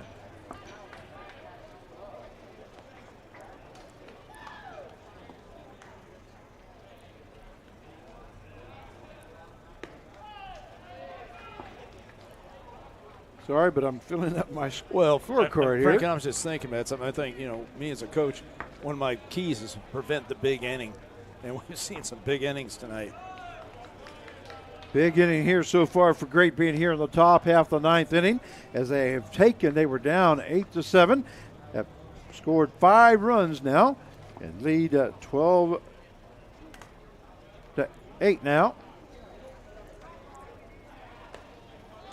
12-8. Yeah, usually, 3 runs or more considered like a big inning. Whoa, looked like he has a. Oh, that was close, wasn't it? That was very close. But look at that hustle right there. That's a heads-up play. Yes, it was. We were watching the replay. Cowan will take a walk. And that would bring up the left fielder, number 26, Isaiah Ural. It's his second time up here in this inning. He's the one that started everything off with a walk. And so far we have had 5 walks here in this inning. It looks like the coach coming out. I didn't see anybody warming up, though, so I don't know. Okay, so we're going to have another conference call. It looks like second baseman may be coming in to pitch. If that's the case.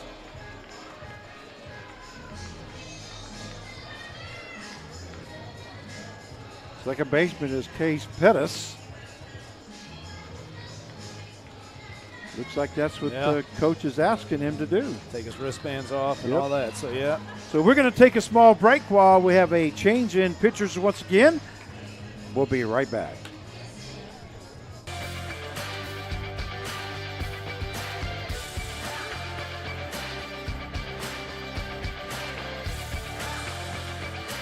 At Davis Moore, we treat everyone who walks through our doors like a lifelong customer.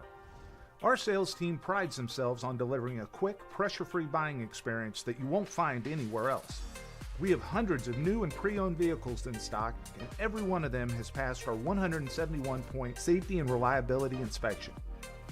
If we wouldn't buy it for ourselves, we won't sell it to you. Come see us at any Davis Moore location or check us out online at davis-moore.com.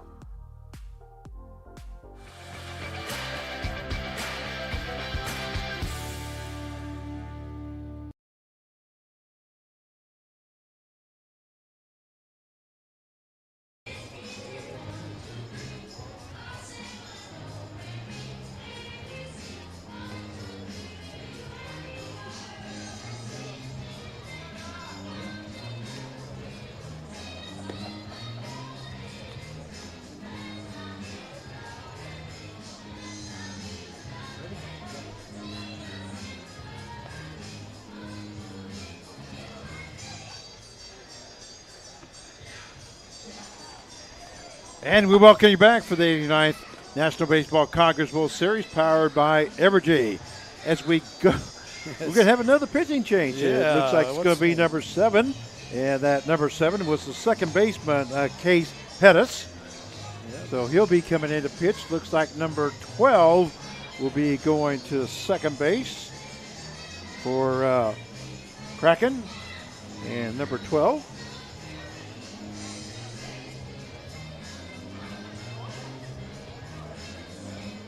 You have a number 12 on there That's somewhere? what I was looking at right there. Because I don't see one on my roster.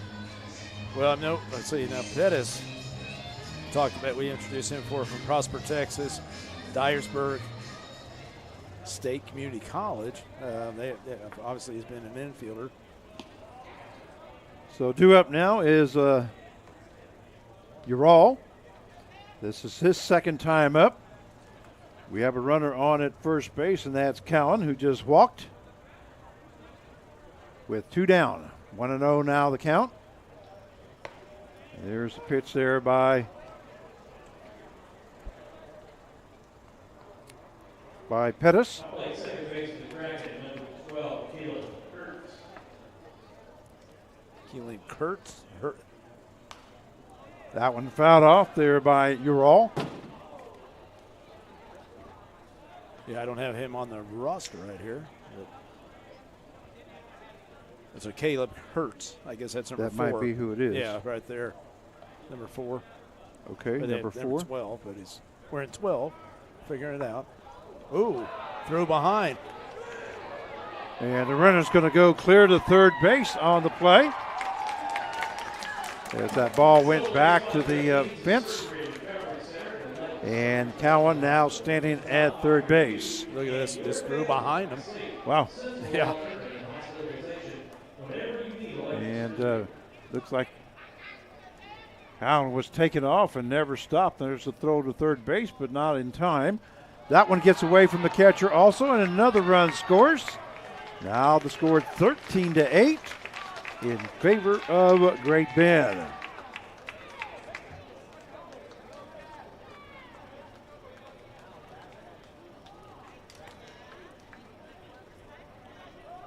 Yeah, I didn't see this kind of game. I really didn't. 7 runs have scored here in the top half of the 9th inning for Great Bend, as they have taken a 13-8 lead now. 5 walks have given up. Yeah, and you look at the scoreboard, look how it's, 3-3 for the longest time, 4-3. Correction, 6 walks given up this inning. First baseman number 25, Jackson Webster. And Ural goes as a hit batsman to first base.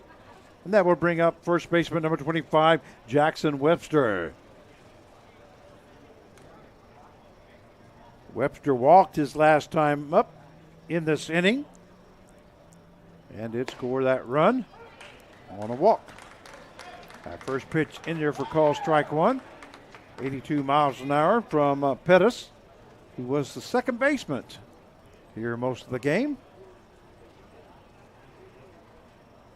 There goes the runner, Ural, to second. That one fouled off. So count goes no balls, 2 strikes, and back to first base will be Ural. And obviously, Pettis has pitched before. You can see that by high school days.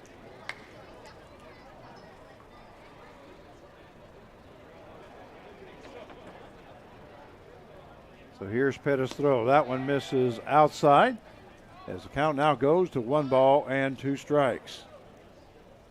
You think at the beginning of the game, his thoughts was that he was going to be the reliever at the 9th inning? I don't think so. I don't know, man. And there goes the pitch. That one misses high for ball 2. 2-2 now the count. I was just looking at the scoreboard, Frank. If you look at it, there was 3-3, 4-3. I mean, what, into the 7th, whatever? There goes the runner, Ural, and the ball gets away from the catcher as he goes to throw it. So stolen base there by Ural as he ends up at second base now. Here in the top half of the ninth inning. Full count now, 3-2. And here's Pettis' pitch. That one misses inside for ball 4. So now we'll have runners on at first and second. But seventh walk and what I'm of saying, this though, inning. But Great Bend, they haven't swung in bad pitches. We'll bring up the designated hitter, number 8, Grant Nottleman. First pitch misses for high for ball 1. You know, they're aggressive hitters, but they're controlled. You know what I mean? They've been, because I've seen a lot of guys, they'll just be swinging, especially the high pitches, swinging away, and they're laying off it. And you know, it's not it has not been the umpire that has squeezed them at all. No. They haven't been coming close to the home plate there. That one misses high for ball 3. 3-0 now the count. Yeah, the catcher's definitely had a workout there. Yes, he's working hard. Yeah.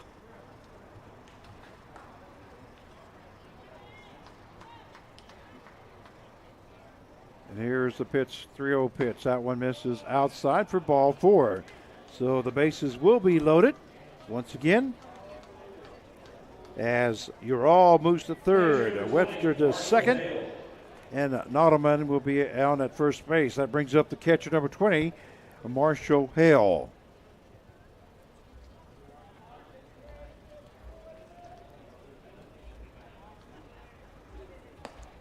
Now Hale looked for his first hit, I believe, right?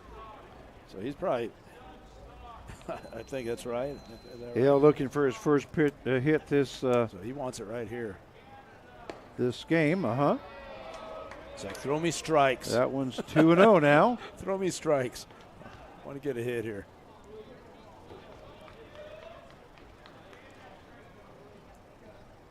This is the 13th batter here this inning for Great Bend.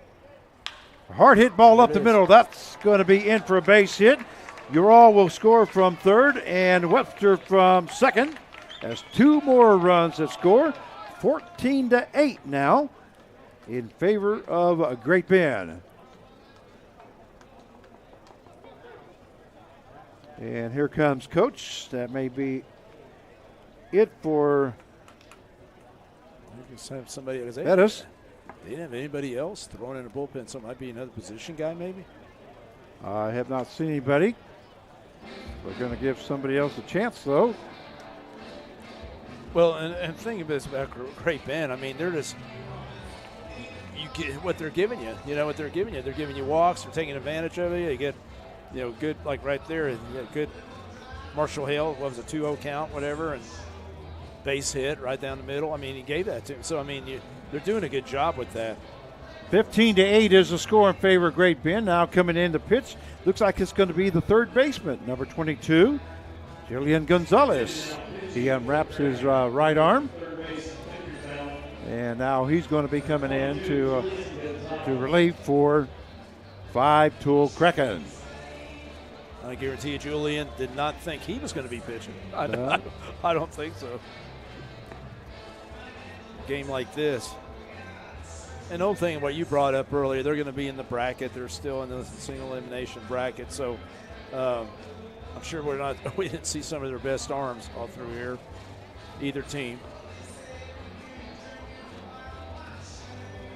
Then it's going to be all out because you can't do that in the single elimination. Single elimination, exactly right. All starts tomorrow. Correct? Wednesday. All starts tomorrow. We have a total of 8 teams, 4 games, starting at 12 noon.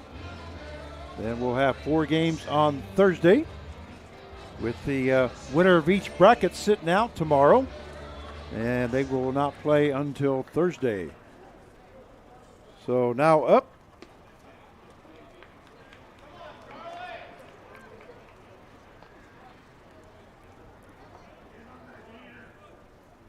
is Kreitzer. Yeah, Pettis is over at third base now. Okay. So Nottleman will be is at second base. Hale is on at first. And Kreitzer is at the plate. The count is 2 balls, 1 strike now to Kreitzer. Trying to throw his knuckleball here. And once again, Julian Gonzalez now the pitching for 5 to Kraken. That one misses high for ball 4, so Kreitzer will now be on.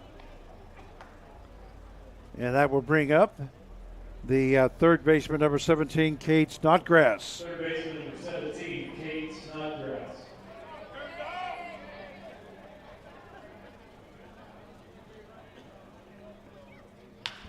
This is the 15th batter.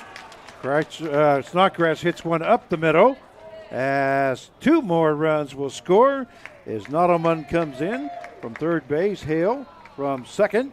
Ended up at second base will be Kreitzer, and Snodgrass is on with a base hit and 2 RBIs. Just right there. Just went right with it, right up the middle. Brings up the number 7, Jaden Hill. Jaden got that big hit as he got that double and cleared the bases. Oh, yeah. In this inning. Kind of started it all. There's a fly ball into the infield. And the shortstop makes the catch for out number 3. But not before the Great Bend Batcats score a total of 17-8 is the score as we go to the bottom half of the 9th inning. We're going to take a small break, and we'll be right back.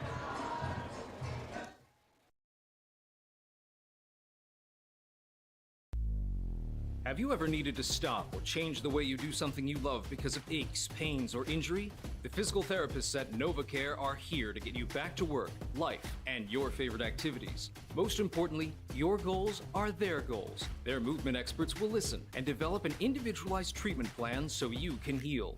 Begin care faster by requesting an appointment today at novacare.com. Experience the power of physical therapy at NovaCare.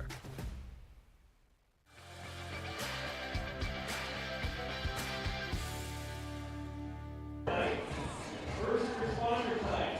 First responders can get buy one, get one tickets for tomorrow night's contest. And then Thursday night, our aviation night, along with women and baseball night. Women and sports night. There'll be all kinds of stuff going on.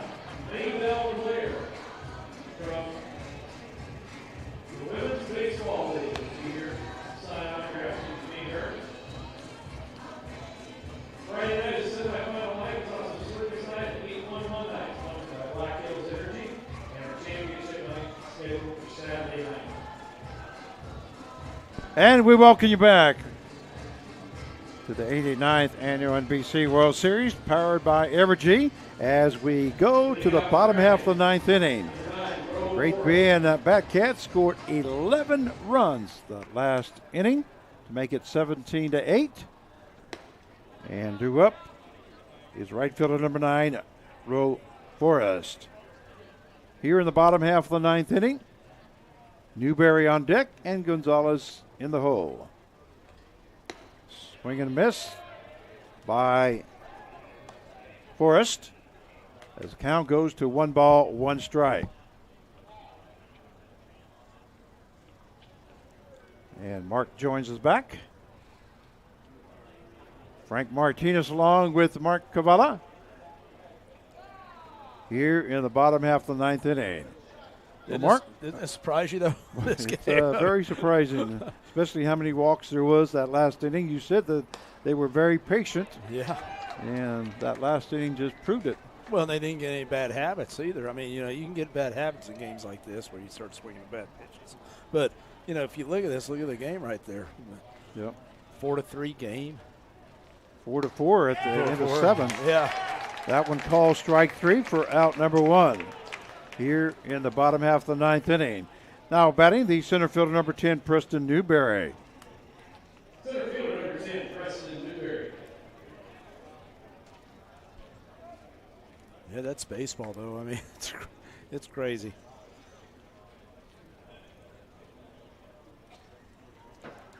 First pitch is fouled off by Newberry. You get to go home after this. I've got to stick around. I got a PA the next game. You're going to sleep well tonight, my friend. Well, I hope so. Yeah.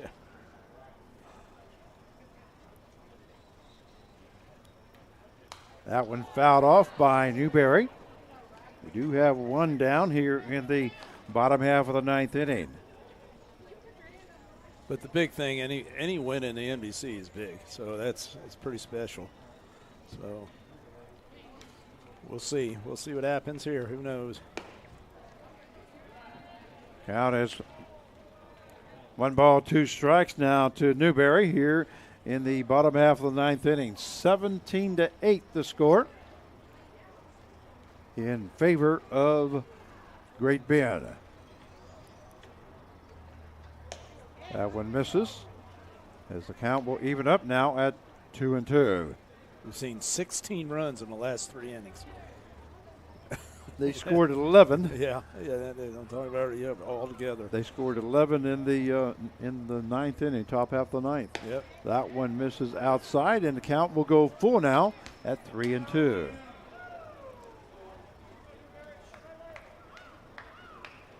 Yeah, being an umpire too wouldn't be that much fun, would it? Right now. Here's the pitch. That one a swing and a miss there by Newberry as he goes down for out number 2. That will bring up the third baseman / pitcher, Julian Gonzalez. Pitcher number 22, Julian Gonzalez. Like a 2-seam right there, just kind of went away. I'm not going to stay on the air very long afterwards because I've got to go do the PA, so we're going to... Well, I just think everybody needs to know the games are going to be a lot better when you get in that bracket. Yeah, it's the bracket starts tomorrow. Single elimination. Ball hit deep into left field, and that's going to be caught for out number 3. And that is the ball game with the final score. The Great Bend Badcats 17 and the 5-2 Krakens 8. Well, this is Frank Martinez along with Mark Cavallo. Mark, thank you very much for joining us. Yeah. Hope to see you tomorrow evening, right? Tomorrow night. I'll be here. We'll do the same. On behalf of everybody here at the NBC, we thank you everybody for watching. Stay tuned for our next game coming up here shortly. In about 30 minutes, we'll see you then. I'll be on the PA side. Good night. I want to thank all of our educators for coming out tonight. Educator Appreciation Night. Thank you for your attendance here at the 89th NBC World Series, powered by Evergy. Don't forget tomorrow night it's First Responders Night. Buy one, get one free tickets for all first responders. You can get those tickets at NBCBaseball.com. Don't forget to be back at stadium all week for the NBC World Series, including championship night this coming Saturday at 7 o'clock. Let's go down to the field for our most valuable player. And I think Andrew has that player with him right now. Ladies and gentlemen, I am here to say Pinnacle Realty Group player of the game, Jaden Hill. David, before we even start talking about your performance, we have to talk about what has happened at the top of the ninth inning. 11 runs, man. Your team just came in clutch. How does that feel?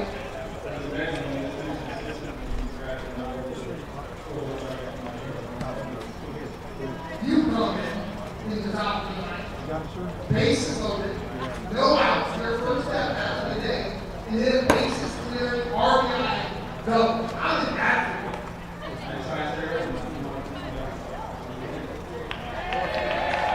And my friend, you did bring in this kid rolling into the ball. How do you like the old man? Ladies and